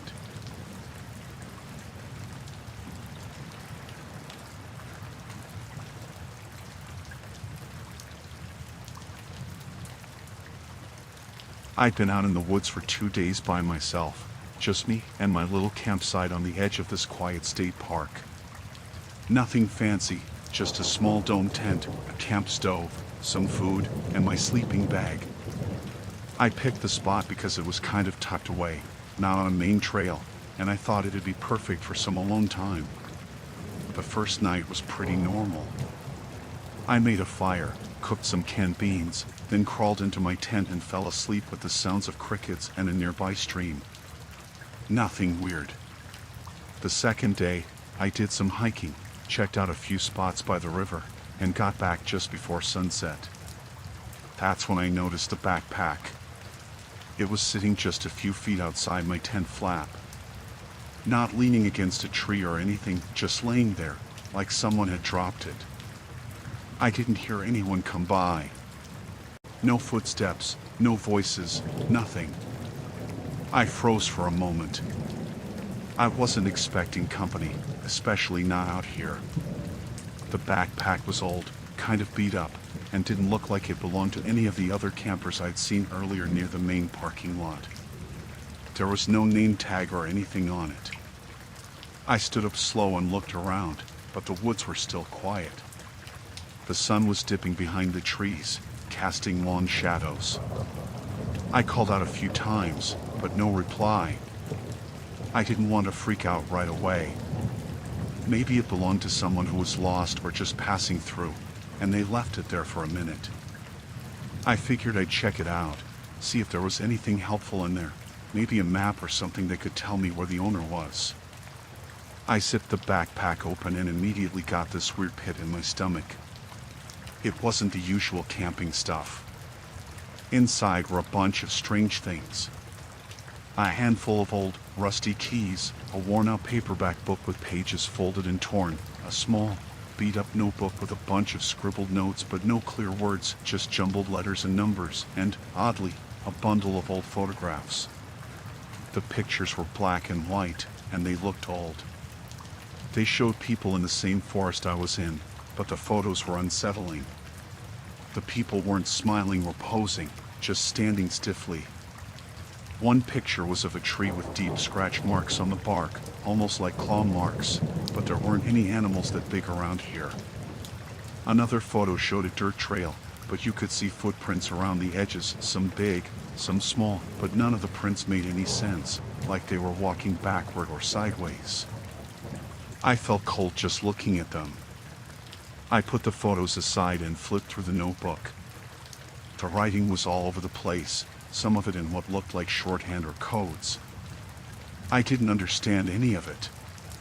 Then I found a page with a crudely drawn map of the area, but the landmarks didn't match where I was at all. There were weird markings, circles, and arrows pointing to spots that didn't exist, at least not on the trail maps I had. That's when I realized something was off. Whoever this was, they knew this forest better than anyone. But the backpack wasn't theirs. They'd left it here for a reason. I put everything back in and zipped it closed, staring around for any sign of a person. Still nothing.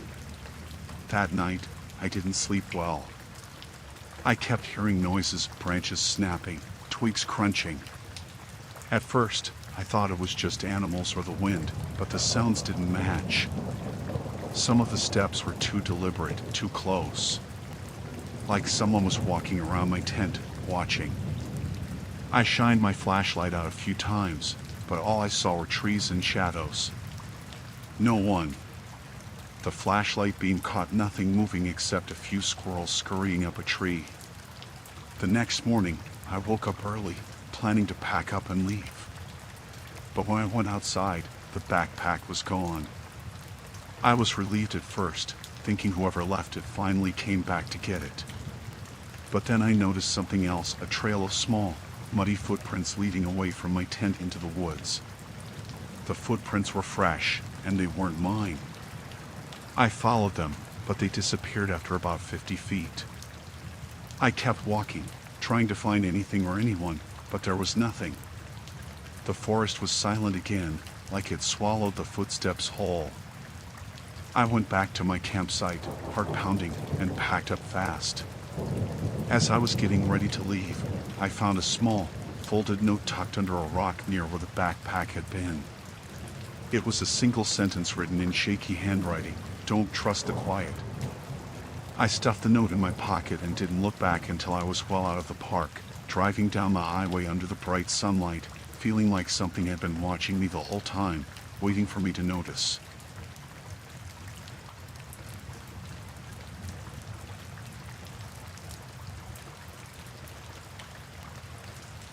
The first thing I noticed that afternoon was a pair of worn-out sneakers lying in the dirt about 50 feet from my campsite. They were just there, half buried in leaves like someone had kicked them off and walked away. At first, I thought maybe a kid or a hiker had left them behind by accident. It didn't seem that weird people forget stuff all the time. But then I saw more. Scattered a few feet from the shoes were some torn jeans, a shirt, and even a jacket. The clothes were all spread out along a rough path leading straight toward my tent. I hadn't heard anyone come in or out, no voices or footsteps, just the usual quiet of the forest. I stepped closer, feeling a weird mix of confusion and something else I couldn't put my finger on. The clothes looked old, dirty, like someone had been wearing them for days, maybe longer. There was no sign of the person who'd been in them. No footprints other than my own. No broken branches or anything that said someone had passed through recently. I called out a few times. "Hey, is anyone there?" No answer. Just the wind shaking the leaves in the trees. I told myself maybe it was some kind of weird prank or a mistake. Maybe someone had left their stuff behind and went back to the trailhead or something. But it didn't feel right. The clothes weren't in a pile like they'd been dropped, they were spaced out, like someone had taken them off one by one and moved deeper into the woods. I went back to my tent, trying not to let it get to me. I was camping alone for a few days, just trying to disconnect from work and the city noise. My plan was to spend a couple of nights here, nothing fancy, just me, the forest, and my little fire pit. That night, I kept hearing noises.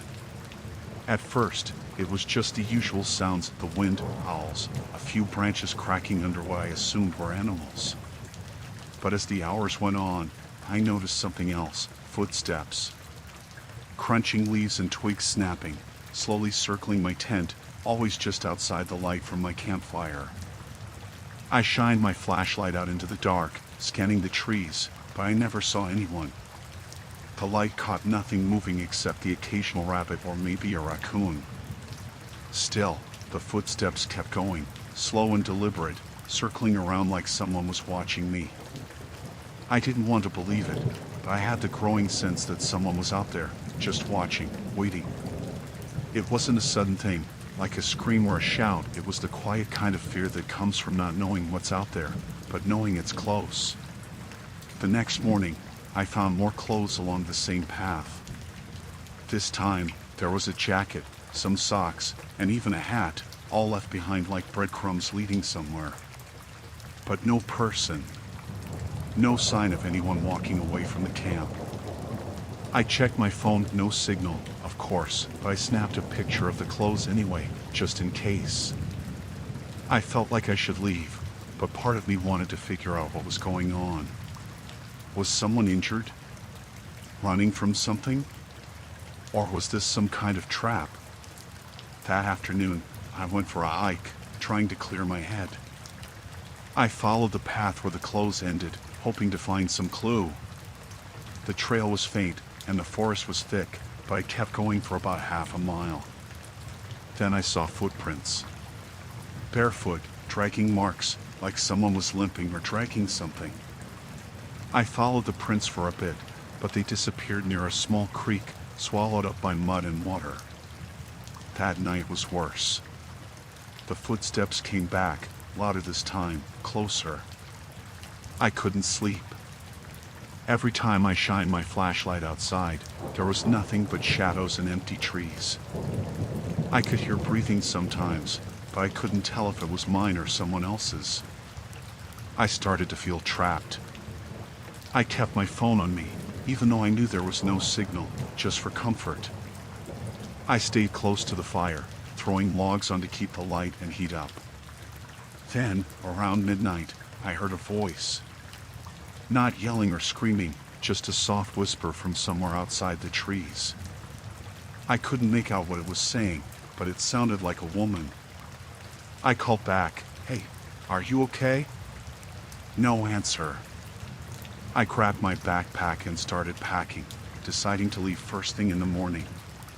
But right as I was rolling up my sleeping bag, I heard footsteps running, fast and heavy, coming through the brush. My heart nearly jumped out of my chest. I grabbed my flashlight and aimed it toward the sound. A figure burst out of the trees, a woman, covered in dirt and scratches.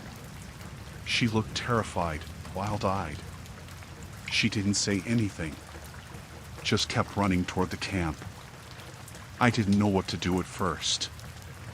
I wanted to help her, but also felt frozen, like I was trying to understand if she was dangerous or needed help. She collapsed near the fire, shaking, gasping for breath. I sat down beside her, handed her some water. She just kept looking around, like she thought someone else was coming. She finally spoke, voice barely above a whisper. "You're the only one here?" I nodded, trying to keep calm. She said, They took my things. Made me leave everything behind. I don't know where they went. I didn't ask who they were. It didn't seem like the time. I told her I'd call for help once we got out, but the park was huge, and getting a signal was hit or miss. We decided to pack up and leave together first thing in the morning. The rest of the night, the forest felt heavier. Every noise made me jump. I kept the fire going, but it was hard to relax. At dawn, we packed everything and started hiking back toward the trailhead. The woman wouldn't say much, just kept looking over her shoulder. About halfway down the trail, I saw signs of other people, footprints, broken branches, but no one in sight. The feeling that we were being watched never left. When we finally reached the ranger station, I got a weak signal and called the park rangers. They took her in, said they'd look into it.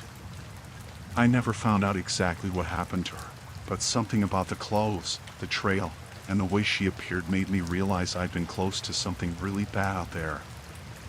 I left the park that day, not looking back.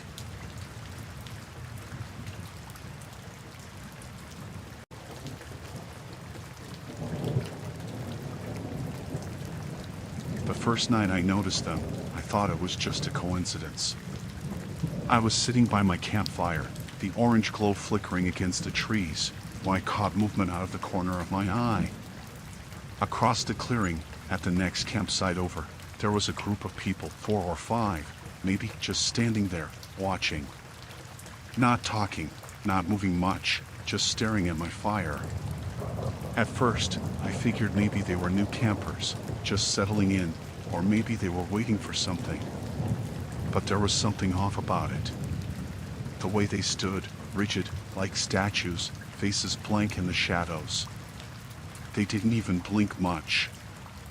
I called out a quick "hey," figuring maybe they needed help or something, but no one answered. No movement.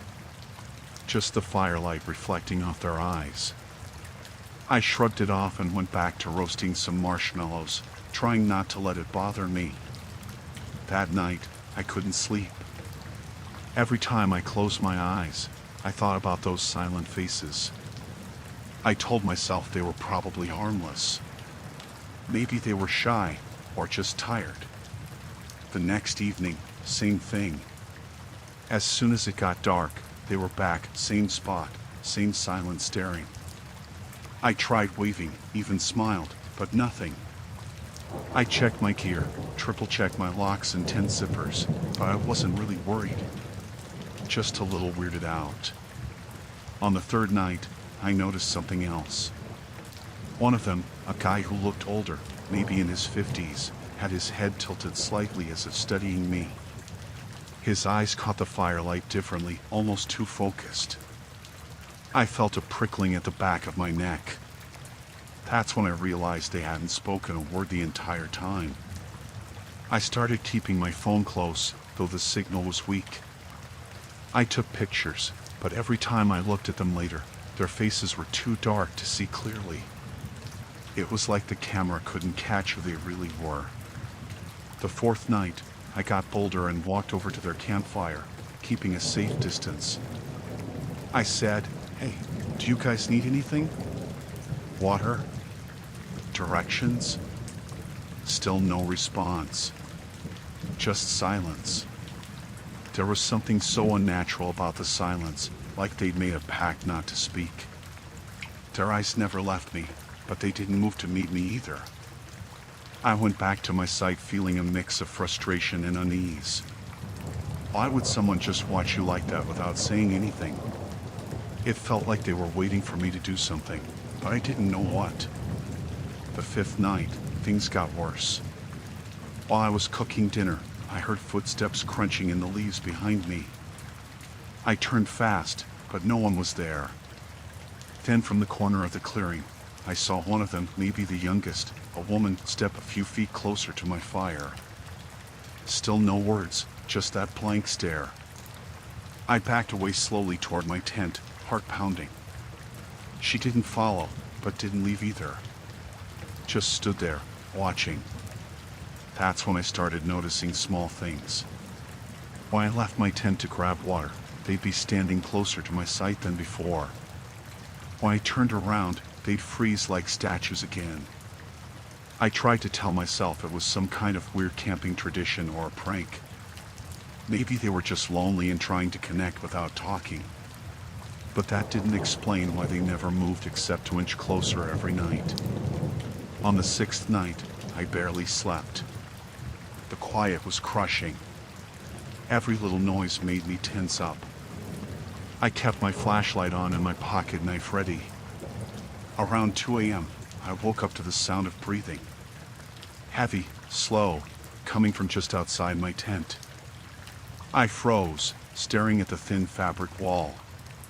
Then I saw shadows moving, figures edging closer. I whispered, "Who's there?" No answer. The breathing stopped. I reached for my phone, but no signal.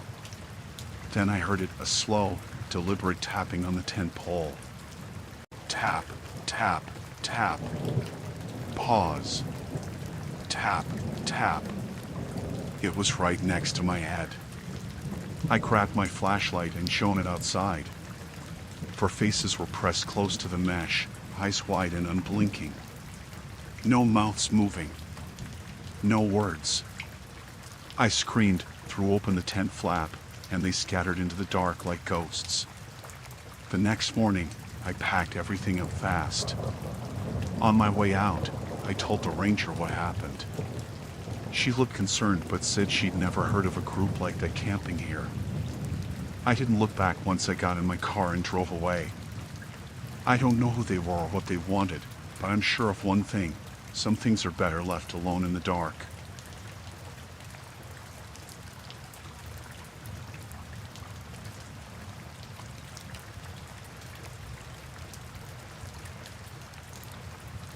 I was driving late at night on this backcountry road in the middle of nowhere. I had planned a weekend camping trip, but the weather was rough, rainy, foggy, the kind that messes with your visibility. I'd been following the GPS, which kept rerouting me through some narrow forest roads, but then, out of nowhere, I heard this loud pop. My tire blew. I pulled over as best I could, but it was tricky, the shoulder was muddy, the trees were close, and the rain was starting to pick up. I grabbed my spare and the jack from the trunk, but the ground was slippery and uneven. While I was working on the tire, I checked my phone. No signal. Great. I figured I'd have to wait for help. The only light was from the faint glow of my car's interior, and the rain was tapping steadily on the roof. After I got the spare on, I thought I'd drive back the way I came to find some better spot with service. But when I started the engine and looked ahead, everything was thick forest. No real road. Just trees and mud. I didn't remember the road ending like that. I got out to look around, hoping I was just missing something. The rain blurred the edges of the trees, and the fog was thick, clinging to the ground like smoke. No sign of a road. The GPS was useless, just a blinking red dot stuck in the middle of the forest. I was about to get back in the car when I saw headlights through the trees, a set of bright beams cutting through the fog. A car pulled up slowly, stopped about 20 feet away, and the engine cut off. I couldn't tell what kind it was, just the shape. A man stepped out. He was maybe in his 40s, wearing a dark jacket with the hood up, hands shoved deep in his pockets. His face was pale in the light, with sharp features and cold eyes that didn't quite meet mine. He called out, "You okay there?" I said I'd had a flat and lost signal. I asked if he knew the way back to the main road. He nodded slowly, didn't say much, just said, "I can give you a ride." I hesitated. The rain was getting worse. My spare was only a temporary fix, and I didn't want to be stuck here all night. But then, I told him I didn't see a road, and he just shrugged like it was no big deal. "Follow me," he said. His voice was calm, but there was something that made my skin crawl, like he expected me to just trust him. I didn't really have a choice, though. No signal, no road, no other cars. I got into his car. It was old, the leather seats cracked and worn, the dashboard covered in dust. He didn't offer his name, just started driving, headlights piercing through the fog. At first, the road was dirt and uneven, then it narrowed down even more, twisting between trees that brushed the sides of the car. I kept trying to look for signs of civilization, anything that said road, but there was nothing. Just thick forest. After a few minutes, I asked, "Are you sure this goes anywhere?" He didn't answer right away. Just kept driving slowly. Then he said, "You won't find it on a map." That made my stomach twist. "What do you mean?" He didn't say more. Just kept his eyes on the road or whatever this path was. I tried to call someone again. No signal.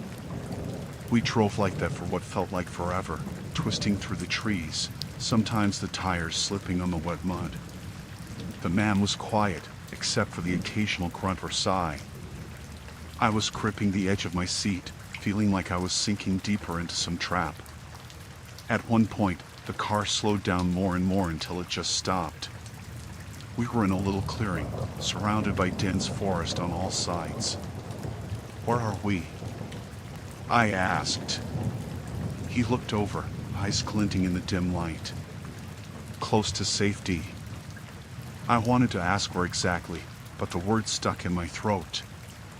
Then, out of the corner of my eye, I saw movement, another car, parked in the shadows, like it had been waiting. The man glanced briefly toward it but said nothing. I felt panic rising. I told him I wanted to call someone, to use my phone again. No signal. That's when I noticed his hands were clenched tight on the steering wheel. His knuckles were white. "Look, I don't know what this place is, or why you're taking me here," I said, voice shaking, "but I want out."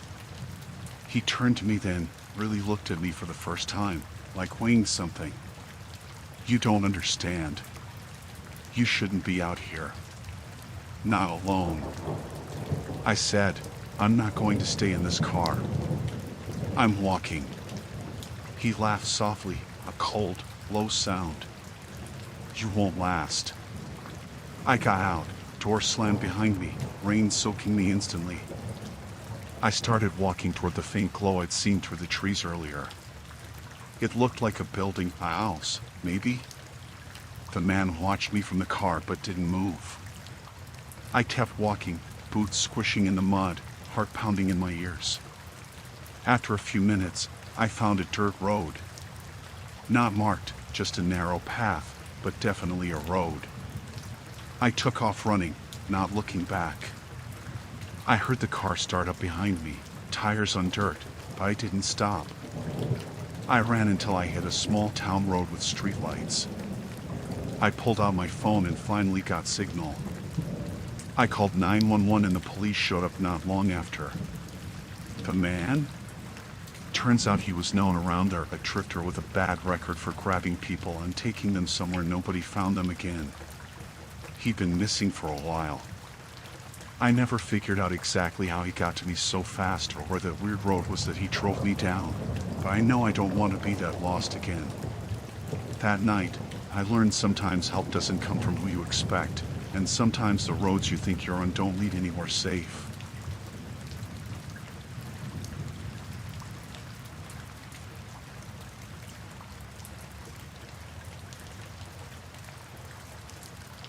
I went camping by myself that weekend, just trying to get away from everything for a bit. Nothing fancy, just a small state park a few hours from my place, nothing crowded, no cell signal to bother me. I like that kind of solitude sometimes, you know? Just me, the trees, and whatever wildlife wants to hang out.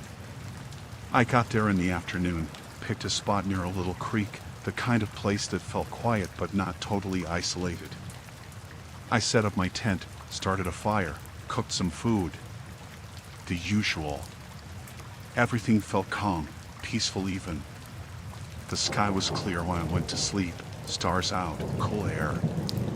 Perfect. I woke up around 3 a.m. because something felt off. The usual night sounds, the crickets, the occasional owl were there, but quieter than normal. Almost like someone had turned down the volume. I listened for a minute and noticed something else, the faint crunch of branches, like footsteps moving just outside the edge of the campsite. I figured maybe it was a deer or some other animal, but I kept my eyes open. I looked outside my tent, but the moon was just a sliver, and the shadows were thick. I couldn't see anything for sure, just some dark shapes moving slowly among the trees. I thought maybe it was another camper walking around, but I hadn't seen anyone else there, and this wasn't a busy weekend. I lay back down but kept hearing those slow steps, now circling around the campsite. It wasn't fast or loud, just steady, deliberate. I wasn't scared yet, but I didn't like the feeling of being watched. I tried to ignore it and eventually fell back asleep. When I woke up in the morning, the sun was just coming up, and I went outside to stretch and check my gear. That's when I saw them. Saplings, small, freshly cut little trees, were stuck into the ground all around my campsite. They formed a perfect circle, blocking every exit, maybe 6 or 7 feet away from the tent. Each sapling looked like it had been snapped or cut cleanly, the fresh green still vibrant, the ends sharp and wet-looking. I swear I hadn't seen any of them when I went to sleep. The ground around them was soft, like they'd been planted recently, and the earth was still disturbed. Whoever did this had been there in the middle of the night, making sure I couldn't just walk out. I started walking the circle, looking for gaps or places I could slip through, but it was tight. Not the kind of thing you accidentally do by throwing some branches on the ground. This was deliberate. I wanted to laugh it off, maybe say it was some weird prank by another camper, but there was no sign of anyone else around. No footprints or trash or anything to suggest I wasn't alone. Just those saplings, planted in a perfect ring like some kind of cage. I called my phone, no signal. Figures. I thought about hiking out, but the ground was muddy, and the forest was thick past the saplings. It looked like whoever had done this didn't want me leaving anytime soon. I gathered some of the saplings and tried to pull them up, but the roots had been jammed deep enough to hold. I even tried breaking a few, but that took more effort than I expected. They weren't just tossed there. Someone had really done this carefully. That's when I heard it again, the footsteps. Slow, steady, outside the ring, but now coming from all around me, not just one direction. I looked up, heart beating faster, but I still couldn't see anything in the trees. Just the faint noise of someone walking, circling, watching. I sat down on a log near the fire pit and tried to think. I kept telling myself maybe it was just someone passing through or a hunter who thought they were being funny, but the quiet was too intense. No birds singing, no squirrels rustling. Just footsteps and my own breathing. Hours passed. The sun rose higher, but I didn't dare leave the circle. I stayed close to my tent, watching the edges, waiting for movement. At one point, I saw a shadow flicker between the trees, just a glimpse, but enough to know someone was there. That's when the first voice spoke. Quiet, barely a whisper, but clear. You shouldn't be here. I froze. The voice came from the tree line. No face appeared, no figure stepped forward, just the words hanging in the air. I'm not bothering anyone, I said, trying to sound braver than I felt. The silence stretched. Then the footsteps started again, slower now, fading away. I realized I was trapped, no phone signal, no clear way out, and someone watching me from the woods. The saplings blocked every exit, like a fence made of green spikes. Whoever it was didn't want me leaving. I spent the day watching, waiting. I rationed my water and tried to stay calm. At night, I kept the fire burning, hoping the smoke would scare anything off. But the footsteps never stopped. They circled, pacing, just out of sight. I found a sharp stick and sharpened it into a crude spear, just in case. I kept telling myself if anyone tried to come in, I'd be ready. But no one made a move, just watched. The next morning, I decided I had to get out. I tested the saplings again, looking for the weakest point. After an hour, I found one that wasn't as firmly planted. I yanked it free and started breaking a small gap in the circle. That's when I heard a voice again, this time closer. You really think you can leave? It was a man's voice, low and steady. No anger, just calm. I scanned the tree line and finally saw him, mid-40s, plain clothes, standing behind a tree, watching me. I held my makeshift spear tight, backing away slowly. He stepped into the clearing, hands raised like he meant no harm. This is private land. You're not supposed to camp here. I told him I'd pay for a permit and showed him the paperwork. He didn't look at it. Just said, you shouldn't be here. People get hurt. I asked who he meant, but he didn't answer. Instead, he said, you need to leave. I told him I was going now. He just nodded, stepped back into the trees, and disappeared. I finished breaking the saplings and hurried out of the circle, not stopping until I reached the park road. I flagged down a passing car and asked for help.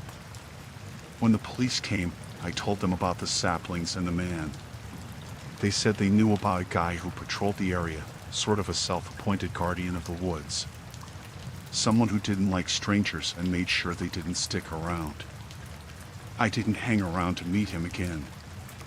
I drove away, the saplings and footsteps and quiet watching fading behind me. But I didn't camp alone after that, not really. Ask ChatGPT.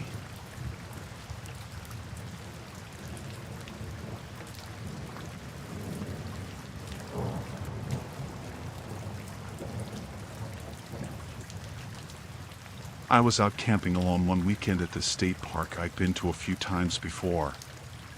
Nothing fancy, just me, my gear, and the woods. I usually like going solo, it's peaceful, and there's no one around to bother you. The spot I picked was near a small creek, kind of tucked away from the main trail. I set up my tent, built a fire, and settled in for the night. I'd been there a few hours when I decided to stretch my legs and take a quick walk around the area before dark. The sun was dipping low, turning the trees golden. That's when I saw a tent about 200 feet from my camp, partially hidden behind a cluster of pine trees. It looked out of place. I hadn't heard or seen anyone else when I arrived, and there weren't any signs of other campers nearby. The tent wasn't like a makeshift thing either. It was one of those good, solid four-season tents, still zipped up. I thought maybe someone had come and left already, but I couldn't see a fire pit or any trash around it. Curious, I walked over. The tent looked fine from the outside, but the zipper was half open, like someone left in a hurry. I peeked inside and saw a backpack sitting near the entrance. No sleeping bags, no shoes, nothing else. Just a pack. I called out a couple of times, "Hey, you around?" Nothing. No rustling, no response. It felt weird, like the place had been abandoned suddenly. I decided to check the backpack. It wasn't locked, so I unzipped it a little. Inside were some clothes, a water bottle, and a small first aid kit. Nothing that gave away any clues about who the person might be. No phone, no wallet, no ID. At that point, I felt a little uneasy, but figured maybe the owner had gone for a hike or something. I closed the tent and headed back to my own site. That night, I couldn't shake the feeling that something was off. The woods were quiet, too quiet. Usually, I'd hear frogs or crickets, but this time it was just silence. I thought maybe I was imagining things, but I kept glancing toward where I'd seen the tent. Around midnight, I heard something, a faint crunching of leaves, like someone was walking softly near my campsite. I grabbed my flashlight and stepped outside. The beam cut through the dark, but I didn't see anything. The sound stopped. The next morning, I went back to check on the abandoned tent. It was still there, exactly as I left it. No signs of movement, no footprints leading away. I looked around carefully and noticed something strange. The grass around the tent was pressed down, but in a weird way, like someone had been sitting there for hours but never left footprints outside the immediate area. I felt like I was being watched. The feeling was hard to explain, but it was there. I didn't see anyone, but every time I looked toward the tree line, I thought I caught a shadow moving just beyond the light. That afternoon, I went on a hike to clear my head. I took a longer loop, but when I got back, I found fresh footprints near my tent. They didn't match mine, and they were wet, like someone had come through recently. The footprints led straight toward the abandoned tent, but after that, they disappeared. No trail, no sign of where the person went. That night, I stayed up late, keeping the fire going. I thought maybe I'd hear or see something, but nothing happened. Still, the silence felt heavy, like the woods were holding their breath. Around 3 a.m., I woke up to the sound of twigs snapping outside my tent. This time it was closer. I grabbed my flashlight and unzipped the tent just enough to peer out. There was a figure standing maybe 10 feet away, just watching. I froze. The man didn't move, didn't say anything, just stared. He was wearing dark clothes, a hood pulled up. I felt my heart hammering, but I kept quiet. After what felt like forever, he turned and disappeared into the trees. I packed up as fast as I could the next morning and left. When I got back to town, I told a ranger about the tent and the footprints. They said no one had reported anyone missing, but they'd check it out. I never went back to that spot. But sometimes, when I'm out hiking, I wonder who that tent belonged to, and where they went leaving their gear behind like that, and why someone was watching me in the dark, so close but never making a sound.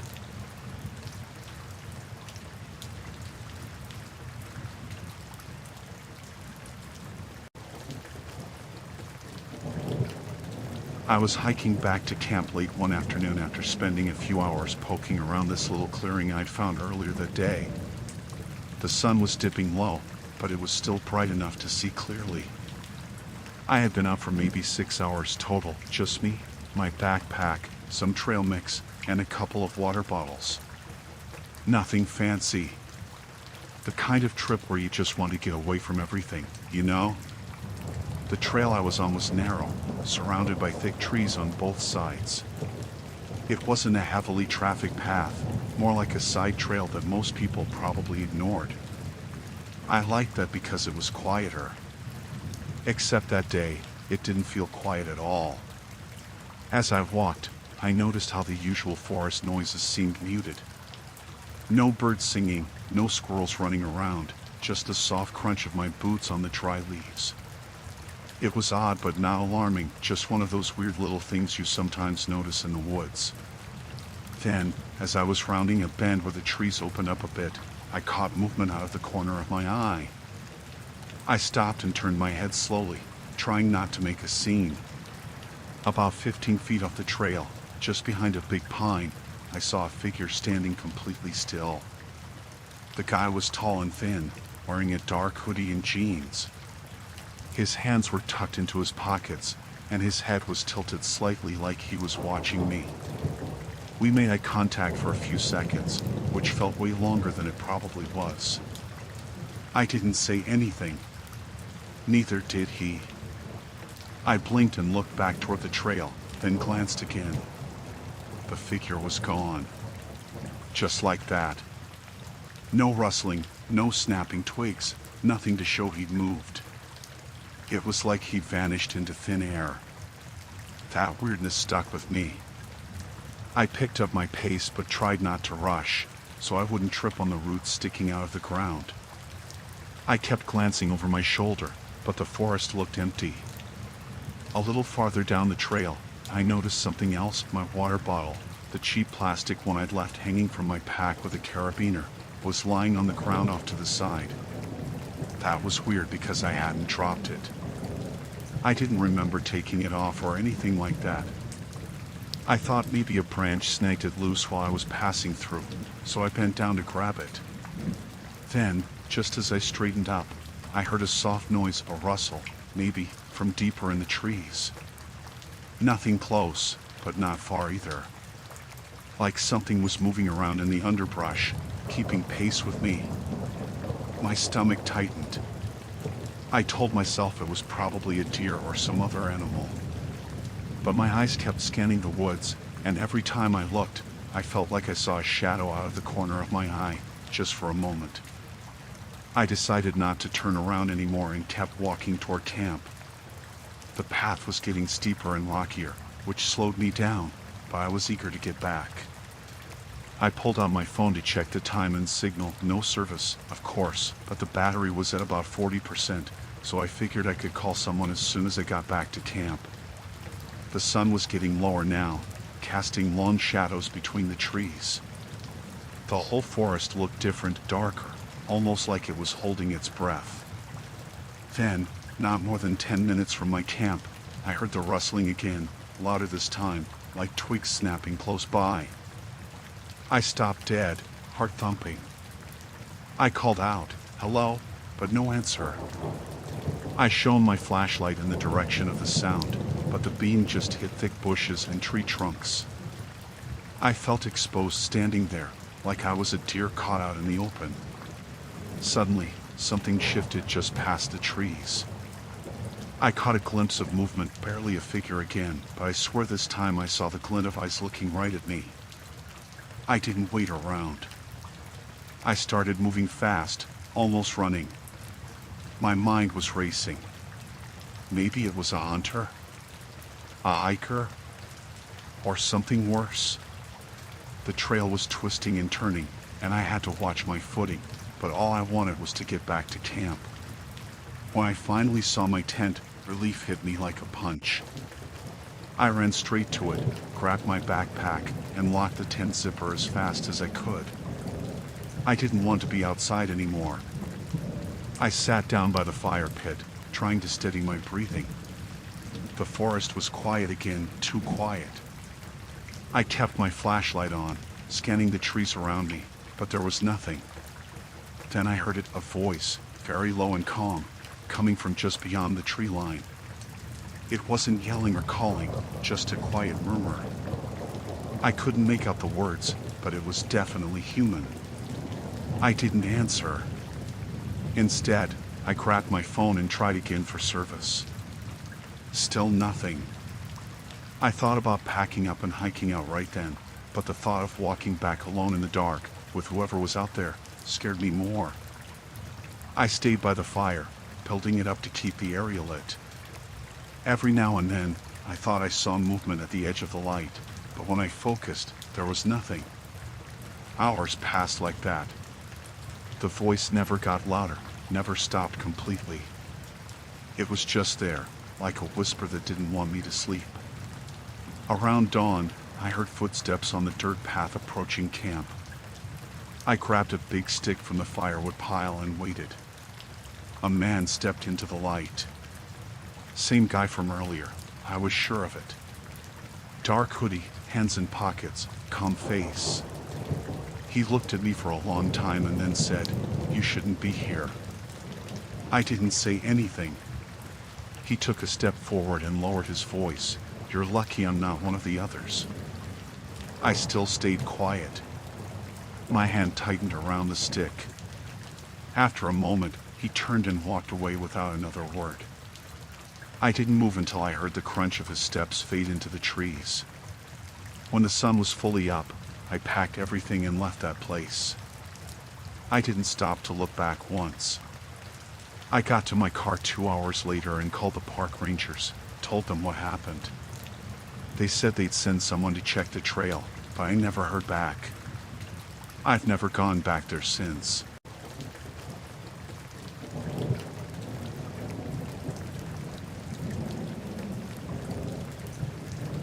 I was camping alone up in the mountains, just a few miles from the nearest town.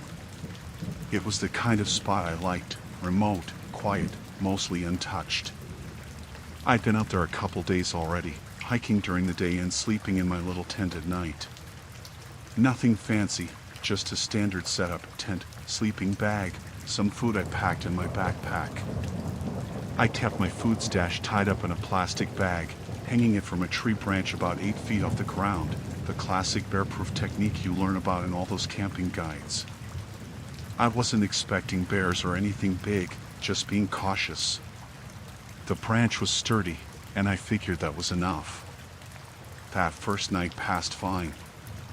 I was up early the next morning, ate some granola bars, refilled my water, and headed out for a hike.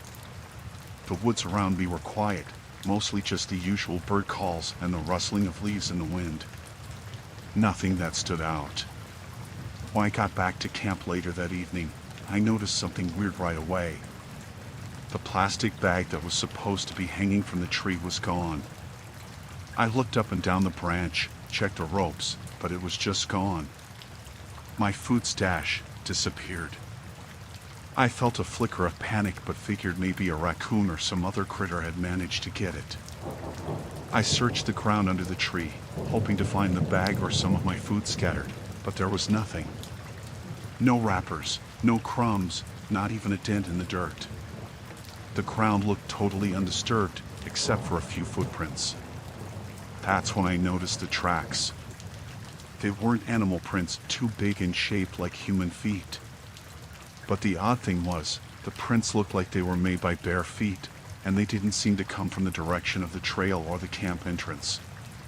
They started maybe 10 feet from my tent, kind of circled around the tree where the food was, and then disappeared into the thicker woods. That didn't make sense. Who would be walking around barefoot out here? It was mountain terrain, rocks, sticks, cold dirt. It didn't feel like the kind of place someone would walk barefoot, especially at night. I checked my tent and gear carefully. Nothing else was missing, no damage, no signs anyone had tried to get in. Just a food bag. I didn't sleep well that night. Every little noise of the wind, the branches scraping, an occasional animal call felt louder, more threatening. The next morning, I found more bare footprints nearby. Not a lot, just a few. They weren't deep, like the person was trying to be light on their feet. I followed them cautiously for a bit, but they led into dense forest with no trail. I didn't want to get lost or walk into something worse, so I turned back. That day, I kept checking my surroundings more than usual. Every time I heard a twig snap or a distant thump, I'd stop and look around. Nothing ever showed up, but that feeling of being watched was growing. I tried telling myself it was just paranoia. Maybe a hiker had come by, snuck in, grabbed the food, and left without me seeing. By the second night, I wrapped the remaining food in plastic and hung it higher up in the tree, tying the rope extra tight. I set my phone's flashlight on the ground near the tent, hoping the light might keep anyone away. But still, I couldn't stop scanning the dark forest edges, waiting for any sign. Around midnight, I woke up because I heard something. Not a loud noise, just a soft, almost imperceptible rustle. I froze, heart pounding.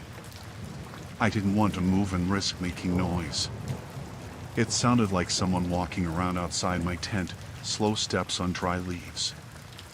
I grabbed my flashlight and clicked it on, shining it toward the sound. There was nothing but shadows and trees. Then the noise stopped. I sat there for what felt like an hour, waiting and listening. The forest was silent again. The next morning, I found more signs. Not food missing this time, but more barefoot tracks. They circled the tent in a way that made me feel trapped, like whoever it was had been watching me sleep. That's when I decided to pack up and leave.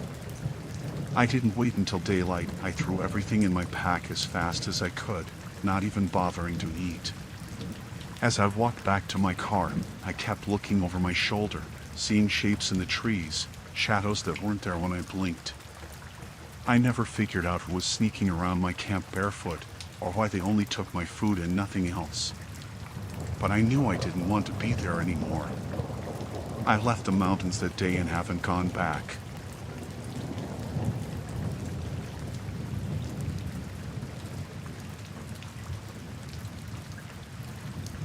I was camping alone in this state park a couple years back. Nothing fancy, just me, my tent, and the usual gear. I picked a spot deep enough that the campsites weren't crowded but close enough to a trailhead so I wasn't totally off the grid. It was early fall, so nights were chilly but not freezing. That first night, everything felt normal. I'd been hiking all day and was wiped out. After dinner, I zipped myself into my sleeping bag and passed out pretty quick. The woods were quiet except for some distant owls and the wind moving through the trees. I woke up sometime around midnight to the faintest noise. It was subtle, like someone shifting their weight carefully on dry leaves. My eyes were still closed, but the sound was close, just outside the tent. I stayed perfectly still and listened. The noise came again, slow footsteps, just outside.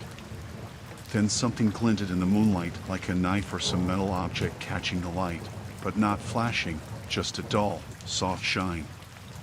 It moved along the side of the tent, careful, deliberate. My heart started beating faster, but I didn't dare make a sound. I knew I hadn't left the tent flap open. I double-checked in my head, zipped tight, everything secure. The footsteps paused for a moment right near the tent. The person was close enough that I could almost feel their presence pressing against the thin fabric. Then I heard the soft scrape of metal against something hard, a blade maybe tapping against a rock or tree bark. I didn't know what to do. If I made a noise, whatever was out there might get violent. But sitting there silently, my mind raced through all the worst possibilities. After a few seconds that felt like forever, the footsteps started moving again, slower this time, back the way they came. The glint faded as the person moved into shadow. I didn't move until I heard the crunch of footsteps fading into the distance. I grabbed my phone, no signal, of course, but I checked the time, 12:37 a.m. I wanted to call the park ranger or 911, but nothing. Just dead silence on the line. I switched on my flashlight, sweeping it outside the tent, but saw nothing. No footprints in the dirt or leaves, no broken branches, nothing out of place. Still, the feeling didn't leave me. Like I wasn't alone. I stayed awake the rest of the night, flashlight in hand, listening for any noise. Morning came, and I packed up fast. When I looked around the campsite, nothing seemed disturbed except for a few small scratch marks on the tree nearest my tent, like something sharp scraped the bark. I didn't stick around. I took the trail out as fast as I could and left the park that day. I never found out who it was or why they were there. But whatever they wanted, I'm glad they didn't get inside the tent.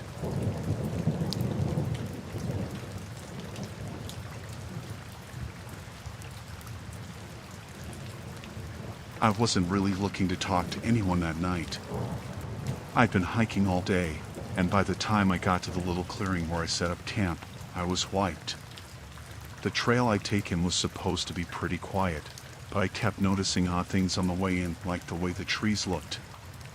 I don't know, too clean? Like someone had been pruning branches, but only in the spots I passed through.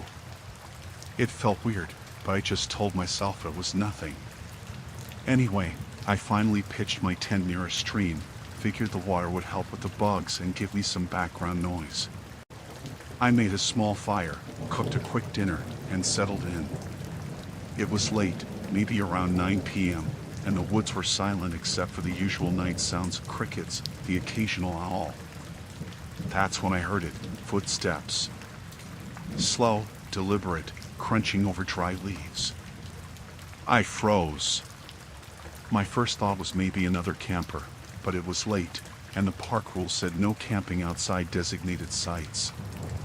Plus, I hadn't seen anyone on the trail for hours. The steps stopped about 20 feet from my tent. I could hear breathing. Not panicked, just steady.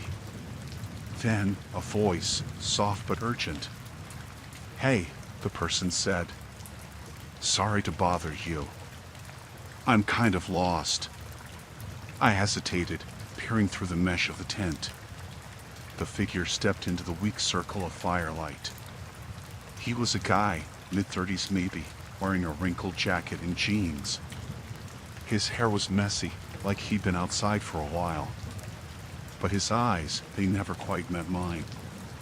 They flicked around like he was watching something behind me or just avoiding me completely. "Lost?" I said. "Where are you trying to get?" He shrugged. "Anywhere but here, I guess."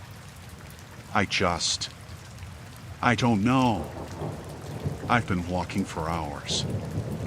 I wanted to say no, to tell him I didn't want trouble. But something about the way he talked made me uneasy, like he was rehearsing what to say. So I unzipped the tent a little. "You can warm up by the fire," I said, voice careful. He nodded and moved closer, but still no eye contact. It felt off, like he wasn't really there. His hands twitched, fingers gripping and releasing like he was nervous. I started asking questions. Where did he come from? How did he get lost? Did he have a phone? But his answers were vague, sometimes contradicting what he'd said a minute before. He said he was hiking but didn't know the trail names.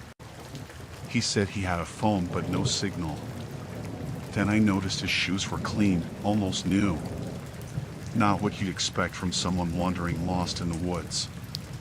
I kept watching him, feeling like I was missing something. The woods were still quiet except for the fire crackling and the occasional rustle of leaves. But then I caught the faint smell of something sharp, like metal or oil. I told him I was going to bed soon. He said he understood but didn't move away. He just stared at the fire, hands clenched. That night, I lay in the tent, the flap only partly zipped, listening. I heard him pacing around the fire, slow steps, never stopping, like a predator waiting. At one point, I heard him talking softly, but it wasn't words. Just murmurs, like he was practicing or psyching himself up. Then, a sound I'll never forget, the scrape of metal against rock. I sat up, heart pounding.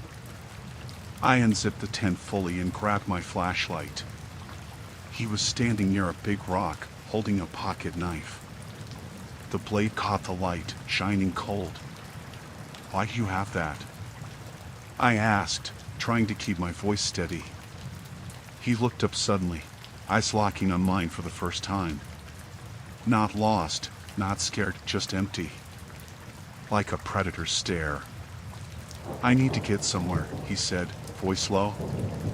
I backed away slowly, but he took a step closer. I grabbed my backpack, ready to run. That's when he smiled, but it wasn't friendly. It was a slow, chilling curl of his lips. "I don't want to hurt you," he said, "but I will if I have to." I took off running into the woods, not looking back. I heard him behind me, footsteps pounding. I stumbled, but kept going. After what felt like forever, I saw lights ahead at the ranger station. I burst through the door, slamming it shut. The ranger looked up, startled. "There's a guy out there," I said, breathless. "He's got a knife." They called the sheriff, but when the officers arrived, there was no sign of the man. I never went back to that park. But sometimes I wonder what he was really doing out there and if he's still watching.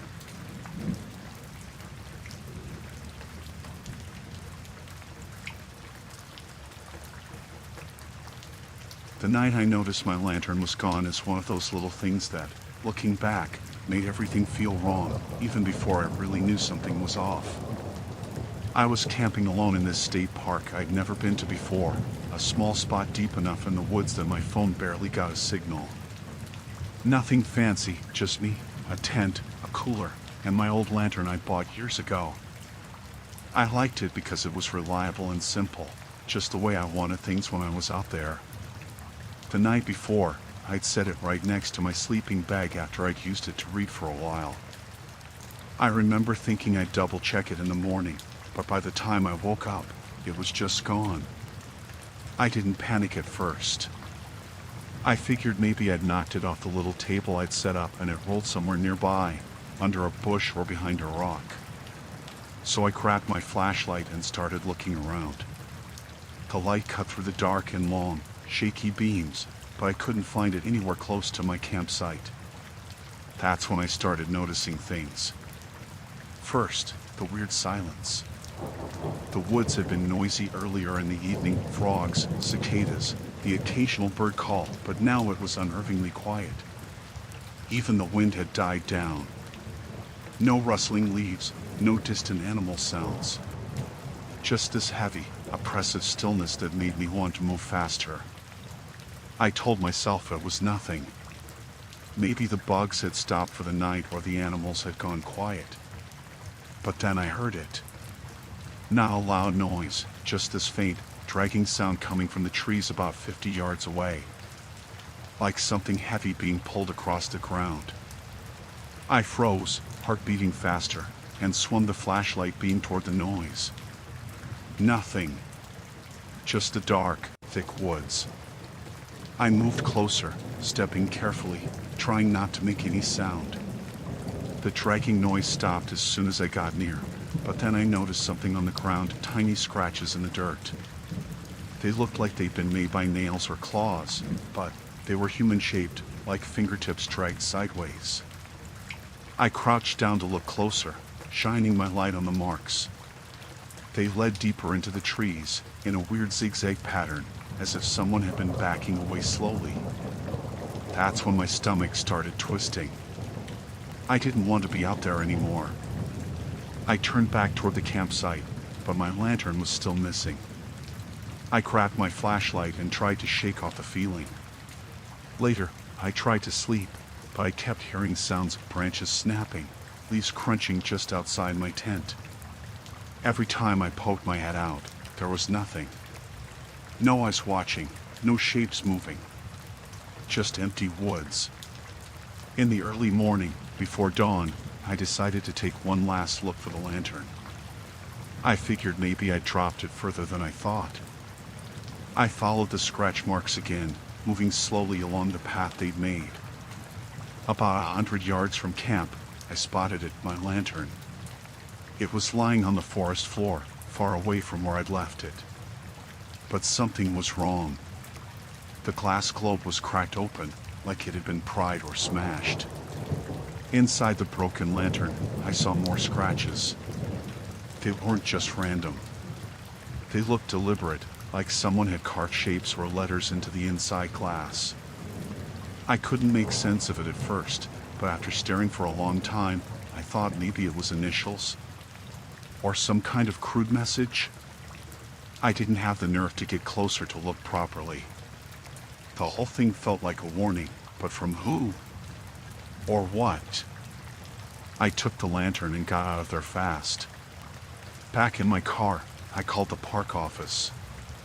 They said no one reported any missing gear or strange activity, but that there'd been a couple of complaints about a guy wandering near campsites the last few days. I never saw him, but I couldn't shake the feeling that maybe he was the one messing with my stuff. I packed up and left that same day, not looking back. The scratches on the lantern stayed with me though, and I still wonder what they meant.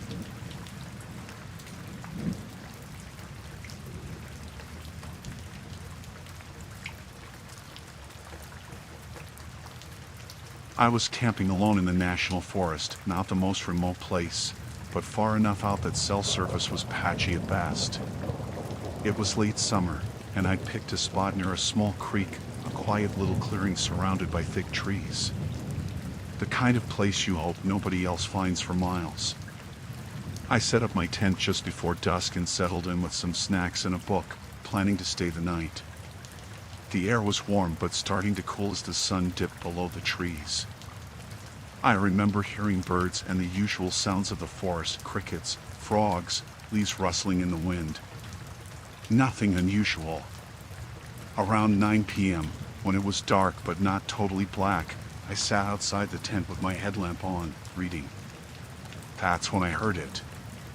A woman's voice, distant but clear, calling out for help. It wasn't screaming or panicked, more like a calm but desperate plea, repeating the same words over and over. Please, someone help me. I froze. The voice came from the direction of the creek, maybe 100 yards away, but it felt way closer. The way she said it was so steady, like she was trapped or stuck, but not yelling for attention. Just repeating the phrase like a broken recording. I got up and grabbed my flashlight, the beam shaky in my hand. I called out, "Hello? Are you okay?" No answer. I started walking toward the sound, careful not to trip on roots or rocks. The voice repeated again, same words, same calm tone. Please, someone help me. I kept shining the light ahead, trying to catch a glimpse of whoever it was, but there was nothing. No movement, no shadow, no one in sight. Just trees and underbrush. At one point, the voice seemed to get quieter, but then it was right behind me, like someone had moved closer without me noticing. I spun around, shining the flashlight wildly into the woods. Nothing. I told myself maybe it was some kind of prank or a weird echo bouncing off the creek and trees, but the words were too clear, too deliberate. And it didn't sound like any of the usual wildlife noises. I went back to camp to grab my phone, hoping for a better signal to call for help, but of course, there was none. I figured I'd try to find whoever it was myself, or at least see if someone was hurt. As I followed the voice again, it repeated those same words. Not a single change, like someone stuck on a loop. I moved slowly, every little sound, twigs snapping, leaves crunching, making me jump. The forest felt alive in this different way, like I was being watched. At one point, I stopped and listened closely. The crying voice was definitely human, but something felt off about it. The way it stayed so steady, so quiet, almost like it was being played through a speaker or from a phone. but I didn't see or hear anything electronic. The trail led me toward a shallow depression near the creek, where I found a small, broken branch and some crushed grass, like someone had been there recently but left in a hurry. I called out again, louder this time. "Hey, are you here? I want to help." The voice repeated.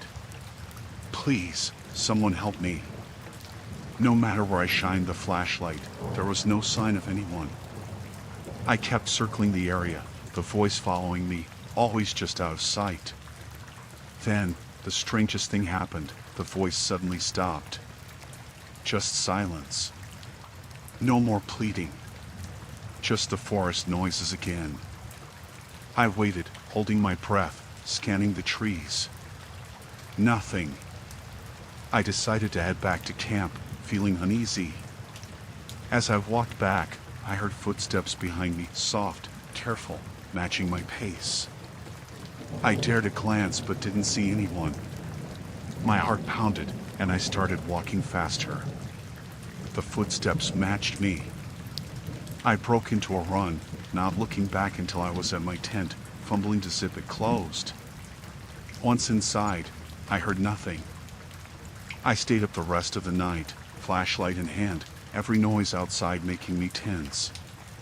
In the morning, I packed up and left, not staying to figure out what had happened.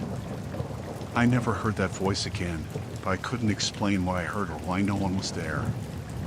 Some things just don't make sense.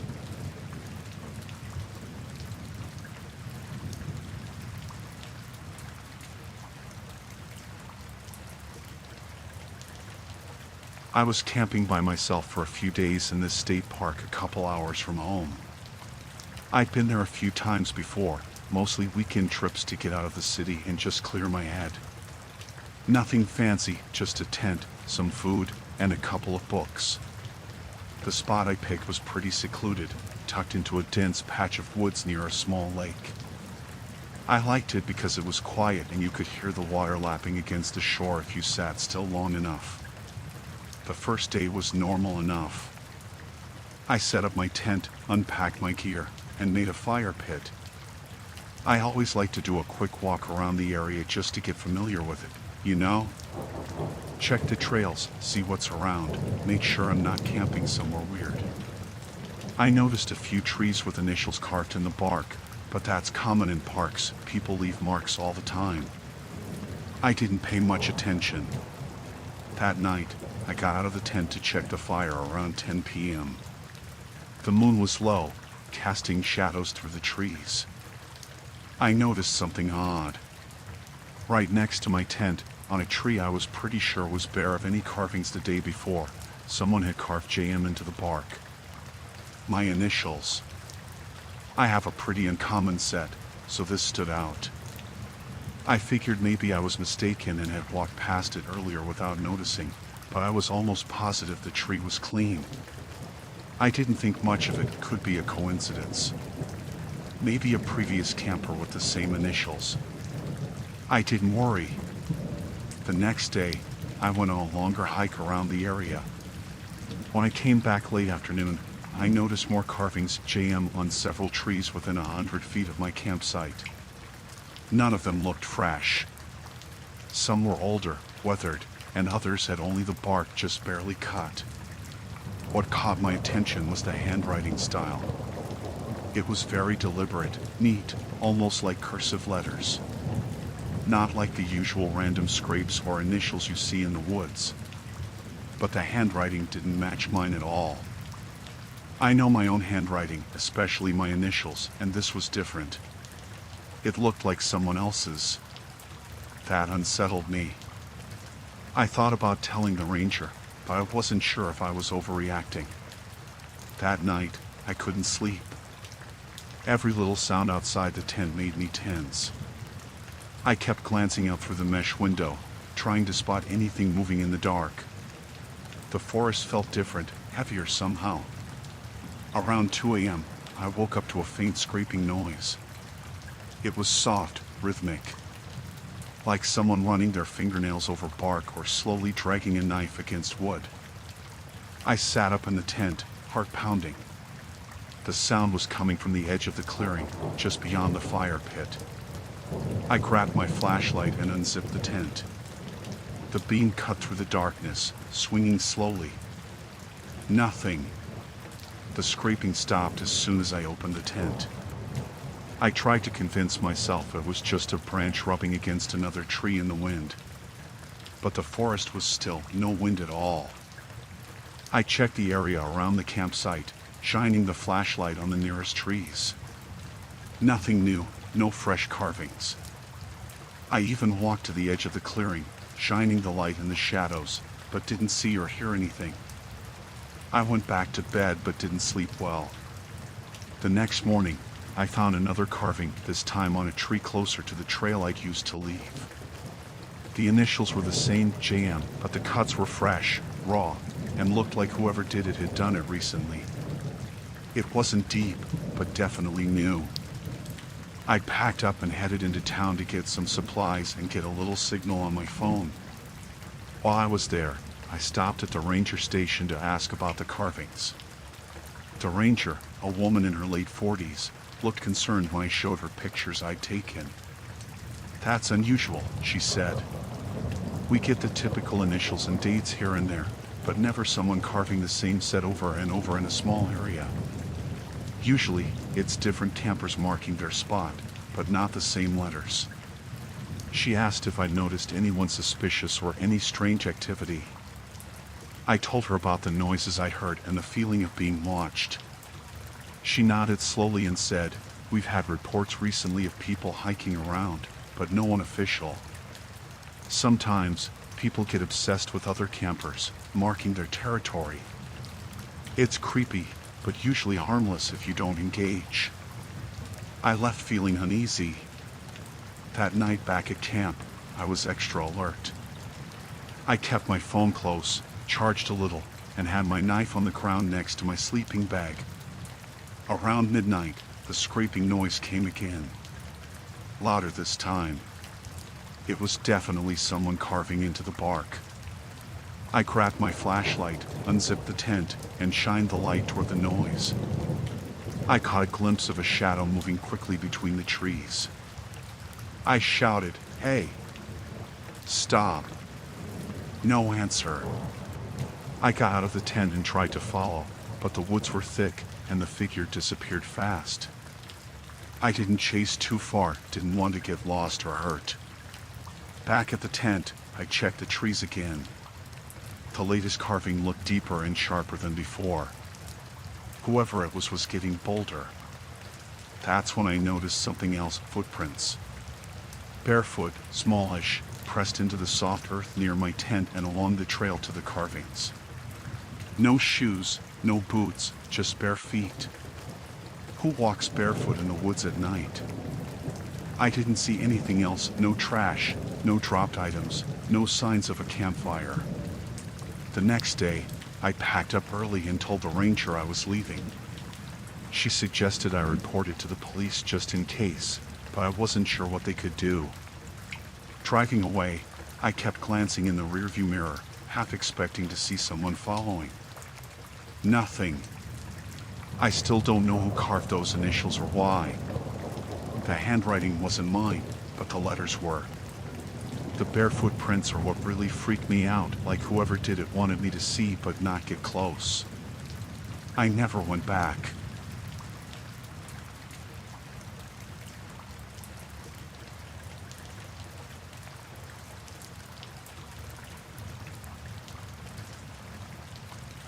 I was camping with my friend Chris one weekend at this remote spot we'd found a few years back. It was about a 3-hour drive out of town, past some dirt roads and logging trails, deep enough that the cell signal was barely a whisper. We liked it because it was quiet, too quiet sometimes, and you could forget about everything. No traffic, no noise, just trees and the occasional bird or squirrel. We got there just before sunset, set up the tent near a small clearing with a little fire pit someone had built before. The place was perfect, at least it seemed that way. We made a fire, cooked some hot dogs, and sat around it with a couple of beers, talking about work and nonsense, like usual. The night air was cool, but not cold, with a light breeze that rustled the branches overhead. After a while, we decided to turn in. We doused the fire with water, careful to put it out completely. Chris was pretty serious about that. We zipped up the tent, rolled out our sleeping bags, and settled down. The woods were silent, except for the occasional crack of a twig or a distant hoot from an owl. Around midnight, I woke up. I don't know why exactly, maybe the cold, maybe a noise, but something felt off. The tent was darker than I expected. I reached for my phone, but no signal. Then I noticed a faint smell of smoke, but not like a campfire. It was sharper, like something burning. I unzipped the tent and stepped outside. That's when I saw it. The fire was gone. Not just out, completely vanished. No ashes, no smoke rising, just cold, dark dirt where the fire had been. It was like someone had come in and erased it. Chris stood beside me and sat up, rubbing his eyes. What the hell? I put the fire out. Yeah, me too, I said.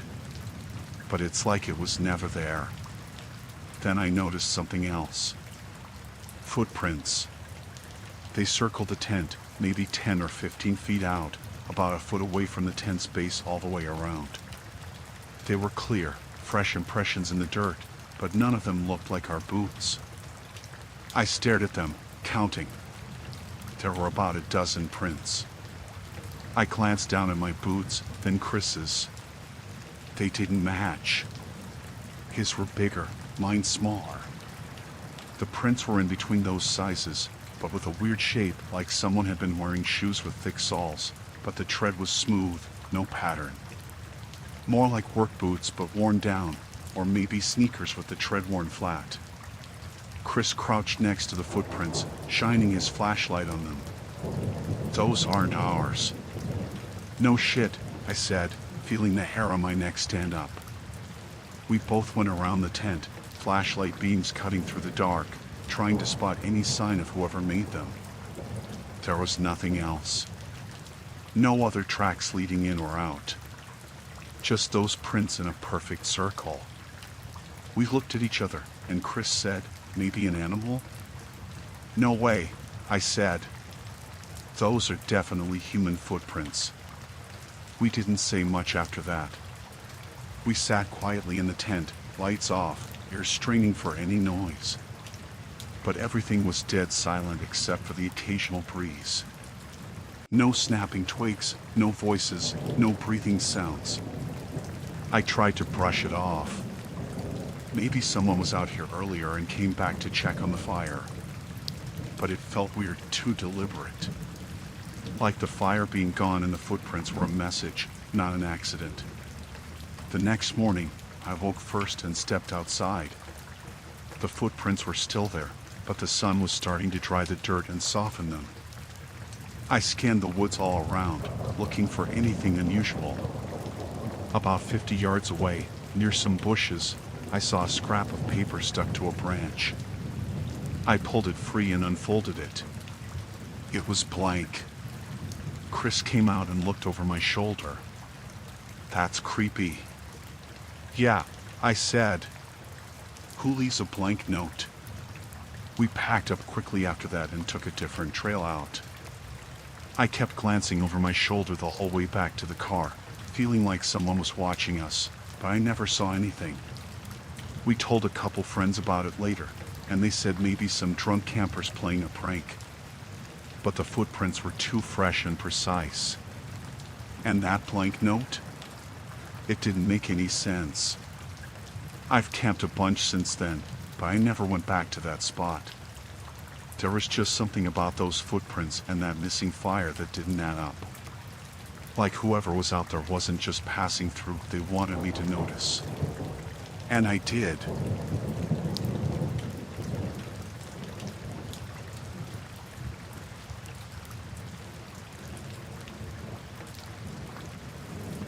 I never thought I'd have a story like this. I'm not someone who gets freaked out by much, but this one time, camping alone turned into something I didn't see coming at all. It started pretty normal. I was out in this state park, a place I'd been to a bunch of times before. It's remote enough to feel like you're way out in the middle of nowhere, but not so far that it's dangerous. The campsite itself was nothing special, just a dirt clearing, a fire ring, a picnic table, and the usual bear-proof trash can. I set up my tent, gathered some firewood, and started a fire. The usual stuff. It was late afternoon when I got there, so I had a few hours of daylight to relax and get everything set up. I didn't see anyone else around, but I wasn't surprised. Midweek in the fall, not a lot of people camping. The forest was quiet except for the occasional bird or rustle of leaves. I liked it that way. After dark, I was sitting by the fire, just scrolling through my phone, enjoying the warmth. That's when I noticed something weird. My phone started buzzing with a text from a number I didn't recognize. I wasn't expecting any messages, no one knew where I was, and I hadn't told anyone my campsite number. The message had a photo attached. I looked at it, confused. It was my fire, exactly how it looked at that moment, the flames flickering, shadows dancing on the trees. I froze. How the hell did someone take that photo? I looked around, but the whole place was dark except for my campfire. No one was near me. The message underneath said, "You're not as alone as you think." My heart started pounding, but I told myself maybe it was some kind of prank or coincidence. Maybe a hunter or another camper somewhere nearby, just messing around. I didn't respond, just locked my phone and kept staring into the fire. Minutes passed. I heard a twig snap somewhere to my left. I turned my head quickly, but nothing was there. Just trees and shadows. The fire crackled, but everything felt heavier, like the air was thicker. I tried to brush it off. Maybe a deer or some animal. But then my phone buzzed again. Another message. This time, no photo. Just words, "I'm watching." I swallowed hard. I looked around again, flashlight in hand, sweeping the tree line. Still nothing. The shadows moved, but only from the firelight and wind. I told myself to calm down. It could be someone playing a game, or maybe some creepy guy down the road who saw me. I thought about calling the park rangers, but decided against it. No signal. And besides, what would I say? Hey, some stranger just sent me creepy texts from nowhere. I packed up my phone and put it away, but the feeling didn't go away. The woods felt less peaceful, like something was watching just beyond the firelight. Around 11 p.m., I was ready to turn in. I put out the fire with water, making sure it was completely out, zipped up my tent, and lay down. But sleep didn't come easy. I kept hearing small noises, branches breaking, faint rustling. I tried to convince myself it was the wind or an animal, but it felt too close, too deliberate. Then, my phone buzzed again. I hadn't charged it fully before the trip, but somehow, it lit up with a message from the same number. I didn't want to look, but I couldn't help it. This time, it was another photo. A close-up of my tent zipper, half open. I bolted upright, heart in my throat. I grabbed my flashlight and shone it all around. Nothing. No footprints, no movement, no sign anyone had been near the tent. I shook my head, telling myself maybe I'd left the zipper undone when I went to bed. But I was sure I'd closed it tightly. Still, the picture was real. The angle, the fabric, the zipper, it was definitely my tent. I started feeling trapped, like I couldn't stay here. But I didn't want to run out into the dark woods alone either. I sat up the rest of the night, flashlight on, phone face down on my sleeping bag, trying to listen past every little sound. At first light, I packed up as fast as I could. I kept my eyes peeled for anything, tracks, discarded items, anything that might explain what was going on. Near the fire ring, I noticed faint footprints in the damp soil. They were smaller than mine, and the pattern didn't match any of my boots. They circled the tent, slow, deliberate steps all around. No trail leading in or out, just that ring.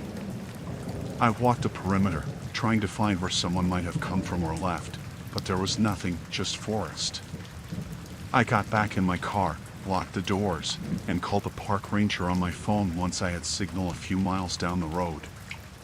I told them about the texts, the photos, the footprints. They said they'd send a patrol, but when I asked if anyone else was camping nearby, they said the campground had been empty all night. I left that day, driving away faster than I ever had from any place. I checked the number again, no name, no info, just the same number.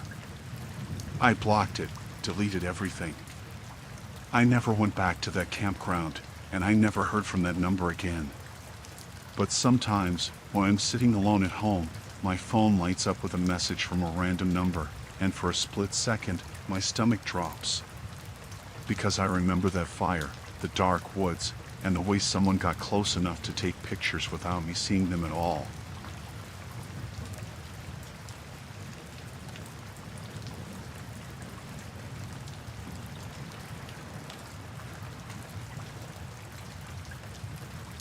It was supposed to be a quiet weekend, just me in the woods. I'd planned this solo camping trip for weeks, needed some time away from everything, no distractions, no people. I picked a spot deep in a state park I'd been to a couple times before, a place with a good mix of dense trees and a small creek nearby. I wanted the kind of isolation where your phone barely works, and the only sound is the wind through the branches. I got there late afternoon, set up my tent, and built a small fire before it got dark. The usual stuff, nothing fancy. I left word with my buddy Jake where I was, but he was a good 6 or 7 miles away at his own campsite, so it wasn't like he could just pop over if I needed help. We'd been camping separately for years now. I figured I'd be totally alone. That first night was peaceful. The fire crackled, I roasted some hot dogs, and just relaxed. I noticed some birds still active even as it got darker, which was weird because usually they're gone by then. But whatever, maybe they were late sleepers. I shrugged it off. I wasn't really paying attention to the woods beyond the firelight until I heard a faint whisper. I thought it was the wind messing with my ears at first, but then it came again, clearer. It sounded like someone saying my name. Not shouting or calling out, just a soft whisper, like the words barely made it out of someone's mouth. Jason. I froze. It was exactly my name, the way Jake calls me sometimes, but I knew Jake was miles away. I checked my phone, no signal, of course. Tried calling Jake, but nothing. The forest was quiet except for the whisper, and it wasn't more than a few feet past the firelight. I called out, "Hello? Is someone there?" But nothing answered. I scanned the trees with my flashlight. No movement. Just the shadows dancing in the wind. I figured maybe it was some prank or someone else camping nearby trying to freak me out. But I checked when I arrived, no one else was around. The park was almost empty this time of year. The whisper came again, just a single word, Jason. I swallowed hard and stayed where I was, not wanting to wander off into the dark woods. I told myself it was my imagination or maybe an animal mimicking sounds, though I'd never heard anything like that before. Later, around 11 p.m., I zipped up my tent and tried to sleep. The whisper didn't come back, but something else did, the feeling of being watched. Like ice just out of the reach of the firelight. I hear twigs snap or leaves rustle, but whenever I shined my flashlight around, nothing was there. I remember the silence being almost too loud.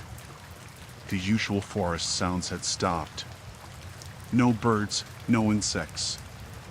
Just my own breathing and the distant rustling. The next morning, I decided to explore a little further, hoping to shake off the weird feeling. I found a narrow path I hadn't noticed before, barely wide enough for one person. It looked fresh, like someone had been walking it recently.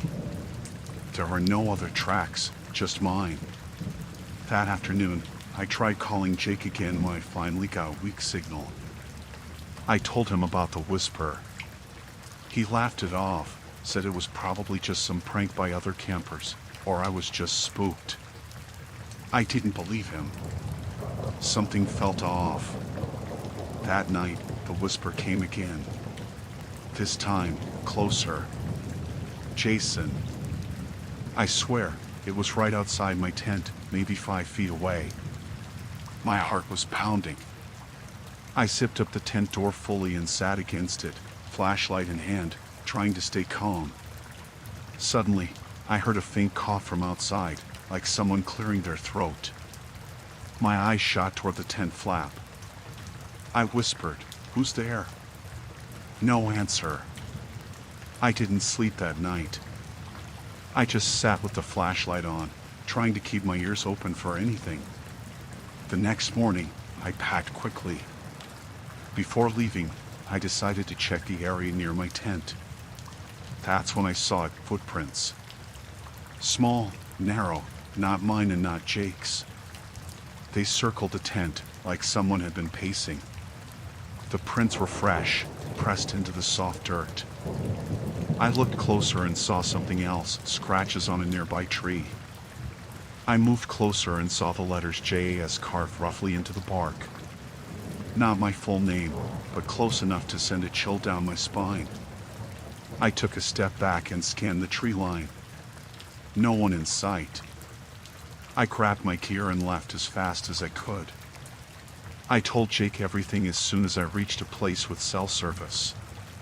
He was quiet for a moment and then told me to be careful and maybe not go camping alone anymore.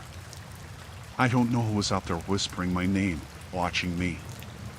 I never found out. But I'm sure of one thing, I wasn't alone that weekend. And the woods kept their secret.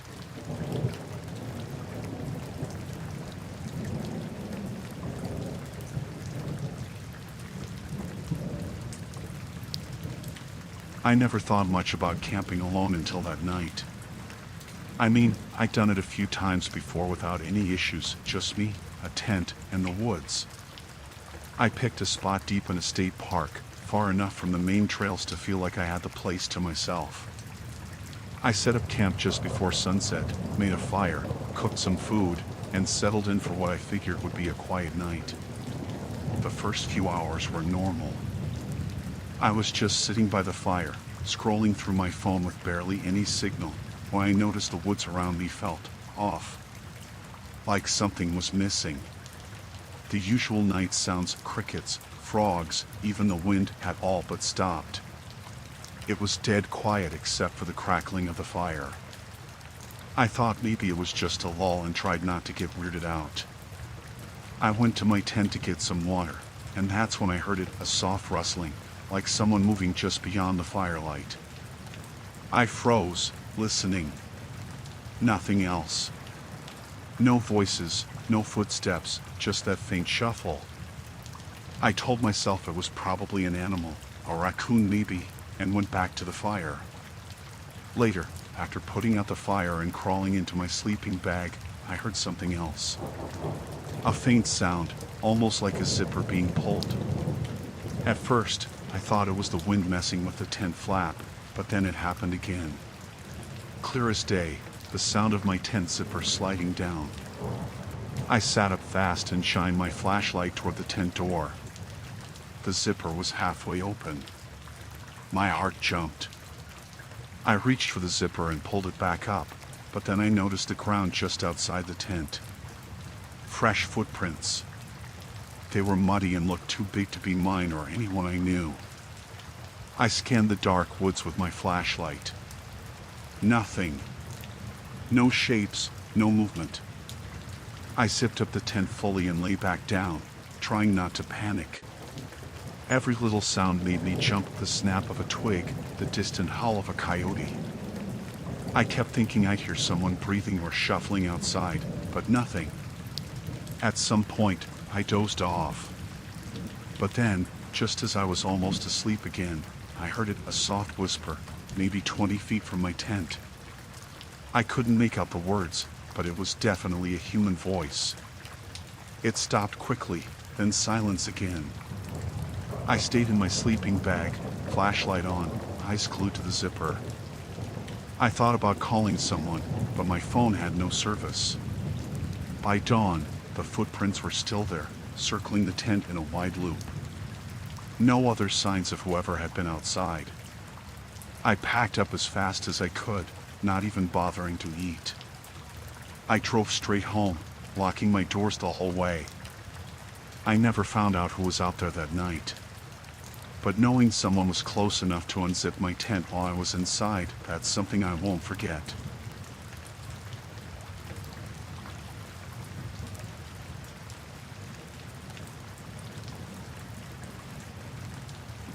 I'm not usually the type to get freaked out camping. I've done solo trips in the backcountry before, and most nights are just peaceful, maybe a little cold or noisy with wildlife, but nothing more than that. But this one trip, yeah, that was different. That night stuck with me in a way I can't really explain. I picked this spot deep in the woods, far off the main road, on a little dirt track that ended at a clearing. I got there just before dusk, set up my tent, and started a fire. It was one of those perfect spots, you know? Quiet except for the occasional bird, some rustling leaves. Nothing weird at all. At least, that's how it started. After I got my gear sorted, I sat back and had some canned chili and a beer I'd brought along. The sun was dipping low, and I was just enjoying the silence. No cell service, no distractions, just me in the woods. I was comfortable with that. Thought I'd sleep well, get an early start the next day. But then, after dark, I heard a car. I thought it was odd that this place was pretty remote, and I didn't see any other cars when I arrived. At first, it was just a flash of headlights through the trees. Then I heard the engine, faint but clear. A car drove past the end of the dirt track, barely slowing down, headlights briefly lighting up my camp gear. I saw the metal water bottle, the tent outline, the little fire pit I'd made. I didn't think much of it at first. Maybe someone heading home or just passing through. But then, about 20 minutes later, the headlights came back again. This time, the car slowed down more than before, and the light stayed on my camp a few seconds longer. I caught a glimpse of the driver's face, a guy, maybe in his 40s or 50s, just staring straight ahead. I waved, hoping to look casual. No response. The car rolled past slowly, and I noticed the engine sounded a bit louder, like he wasn't in a hurry. My stomach tightened a bit, but I told myself it was probably just coincidence. Then, another 30 minutes went by. The headlights appeared again, but this time, the car barely moved. I could see the grill and bumper in the glow of my campfire. The guy was sitting still, engine idling. I grabbed my flashlight, shone it toward the road, but there was no reaction. The headlights stayed on me for a minute, then the car started creeping forward slowly. At that moment, I realized he was driving around the perimeter of the clearing. The car rolled just past the tree line, slowed even more, then stopped. I didn't want to move or make a sound. I sat frozen, heart pounding, trying to tell myself it was just some weirdo checking out the woods. After a few minutes, the car started moving again. This time, it was slower than before, almost like he was taking his time. The headlights lit the trees in a kind of eerie way, and I could hear the gravel crunching under the tires. It circled the clearing again, the beam briefly catching my tent, my backpack, my fire pit. Then it stopped across the road from me and stayed there for a long time. I could see the driver, but he wasn't looking at me. He was staring into the woods, like he was watching something just beyond my sight. The air got cold, and I pulled my jacket tighter. I debated calling the cops, but no cell signal. I tried to stay calm, kept the fire going, and made sure my knife was within reach. Eventually, the car started moving again, but this time, it headed back toward the main road. I watched it disappear down the dirt track. I didn't sleep much after that. Every little noise made me jump. Leaves falling, branches snapping, even the wind sounded like footsteps. I kept checking the trees around the clearing, looking for any sign that someone had gotten closer. At dawn, I packed up as fast as I could and left. On the way back, I passed the main road and saw a gas station where a few cars were parked. I stopped and asked the clerk if anyone had been driving around those woods late at night. She hesitated but said, "Yeah, there's been a guy in a beaten-up truck driving slow near the forest edge the last few days, asking odd questions about campers." I left right after, not looking back. It was just a guy in a car, nothing supernatural or anything. But the way he kept coming back, driving slower each time, staring like I was something to study, that's what got under my skin. I don't go back to that spot anymore.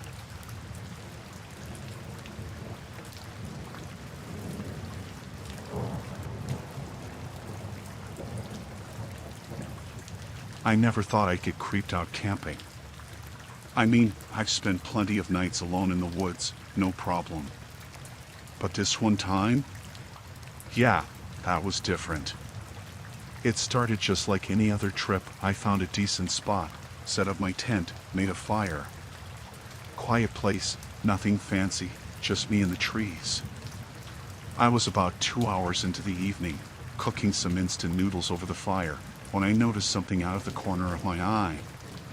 At the entrance of my tent, right by the zipper, there was a folded piece of paper. I didn't see anyone around, and I definitely hadn't left anything there earlier. The weird part? My name was written on it in shaky handwriting. I pulled it out and unfolded it carefully. It was a map, but not the kind you get from a park office. It wasn't labeled or anything official. Just a crudely drawn sketch of the surrounding woods. There were no trails marked, no landmarks I recognized, but there was a red line drawn winding deep into a part of the forest I hadn't explored. Like an unmarked section that didn't appear on any map I'd looked at. I was already unsettled, but curiosity got the better of me. I stared at that map for what felt like forever. Who had left it? Why did they know my name? And why lead me somewhere no one else seemed to know about? That night, I couldn't shake the feeling I was being watched. I kept hearing small noises, twigs snapping, leaves rustling, but every time I turned my flashlight toward the sound, nothing was there. The fire crackled, and shadows danced, but it felt like the darkness was thicker than usual. Then, around midnight, I heard it. Someone whispering my name. Soft, almost like the wind, but clear. I froze. I told myself it was just my imagination, or maybe an animal making noises. The thing was, I was sure no one else knew I was camping here. My friend I told about the trip was miles away in the city and had no idea where exactly I was. The next morning, I decided to follow the map, thinking maybe I'd find some sort of trail or clue. The woods got denser the farther I went, the trees thick and close, branches scratching at my jacket. No birds, no animals, just this weird silence that felt heavier the deeper I walked. As I followed the red line, I kept noticing strange things. Footprints that didn't match mine or any animals. Some looked fresh, others older, like someone had been here repeatedly. Broken branches at odd heights, as if someone was moving through without paying attention. I even found some trash, like fast food wrappers, that looked recent. Weird, since this part of the forest was supposed to be untouched. I started hearing footsteps behind me, but when I stopped and looked, there was no one there. Just trees. The silence stretched on, and every sound my boots made seemed amplified. After an hour of walking, the path on the map ended in a small clearing I'd never seen before. It was empty, but I spotted a shallow hole dug near a tree. There were some scraps of cloth nearby, torn and dirty. I got a sick feeling in my stomach. Suddenly, I heard a branch snap again, closer this time. My heart jumped. I spun around, flashlight out, shining it through the trees, but no movement. Just shadows. The sun was getting lower, and I knew I should turn back, but I also didn't want to run blind. That's when I saw him, a guy standing just beyond the edge of the clearing. His face was partly hidden by a hood, and he was watching me. Not saying anything. Just staring. I called out, "Hey, what's this about? Who left the map?" No answer. Just silence. I told him to back off, started walking toward the trees, but he didn't move. I noticed he was holding something, a long stick or maybe a branch. I wasn't sure.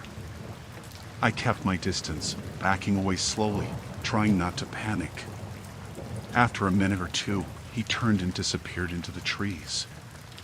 I didn't wait around. I booked it back the way I came, not looking back.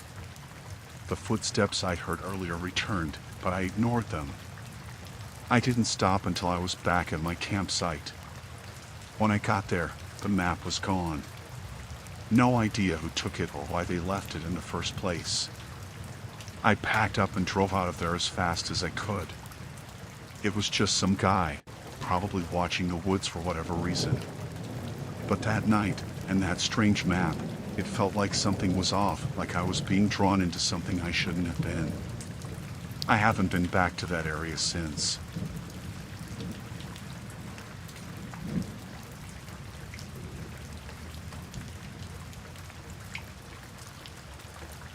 It was late summer, and I decided to spend a weekend camping alone in this state park I'd never been to before. Nothing fancy, just me, a tent, and some basic gear. The park was popular but big enough that you could still find a quiet spot if you got a little off the main paths. I found one of those spots near a small creek, tucked in behind some thick trees. Perfect for some peace and quiet. When I arrived, there was one other camper already set up a little ways down the trail. A guy, probably mid-30s, maybe a little older, alone like me. We nodded at each other as he walked past my site to check the creek. He was quiet but friendly enough when I said hi. That first night was pretty normal. I made a fire, cooked some noodles, and settled in early. The guy from down the trail said he was heading out for a quick walk before dark. I told him to be careful. He smiled, said thanks, and disappeared into the trees. That was around 8:15 p.m. I sat by my fire for a while, listening to the sounds of the forest at night, the usual stuff, owls, crickets, the creek bubbling nearby. But as the minutes passed, I started noticing things that didn't add up. First, I heard footsteps on the dirt trail. I assumed it was the guy coming back from his walk. But the sound was off. Slower than before, and heavier, like someone was dragging their feet a bit. It got closer, then stopped just beyond my tent's firelight. I called out, "Hey, you okay?" No answer. I grabbed my flashlight and aimed it toward the path, expecting to see the guy, but the beam only caught empty bushes swaying in the night breeze. A weird silence settled in after that. No footsteps. No rustling. Nothing but the creek and the fire popping. It made me uneasy, but I figured maybe he'd changed his mind or was taking a different route back. I went to bed, but I couldn't sleep. Every little noise made me tense up. Around midnight, I woke to the sound of something moving near the edge of the trees. I was sure someone was walking close by, but I couldn't see a thing. My flashlight batteries were low, so I didn't bother trying to spot anything. Morning came, and I was relieved.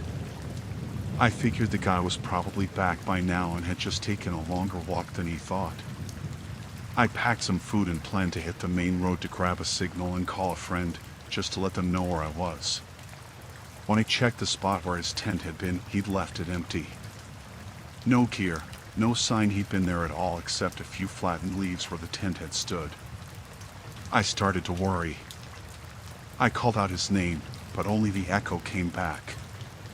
No footprints heading out, no sign of him on the trail.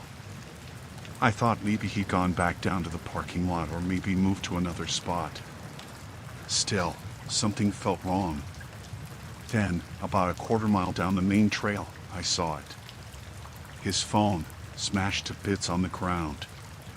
The screen was shattered, the case cracked and scuffed. It looked like it had been thrown or dropped hard. I picked it up carefully, half hoping I'd find some clue, a text, a photo, anything. But the battery was dead, and it was impossible to turn on. That's when the sun really started to rise, and I realized how alone I was. No other campers in sight, no hikers on the trails. The park office was miles away, and I didn't have service on my phone either. I sat down on a rock, heart racing, and tried to figure out what to do.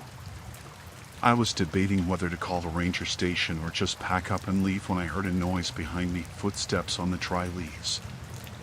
I spun around, flashlight raised, but it was only a guy walking a dog on the main trail.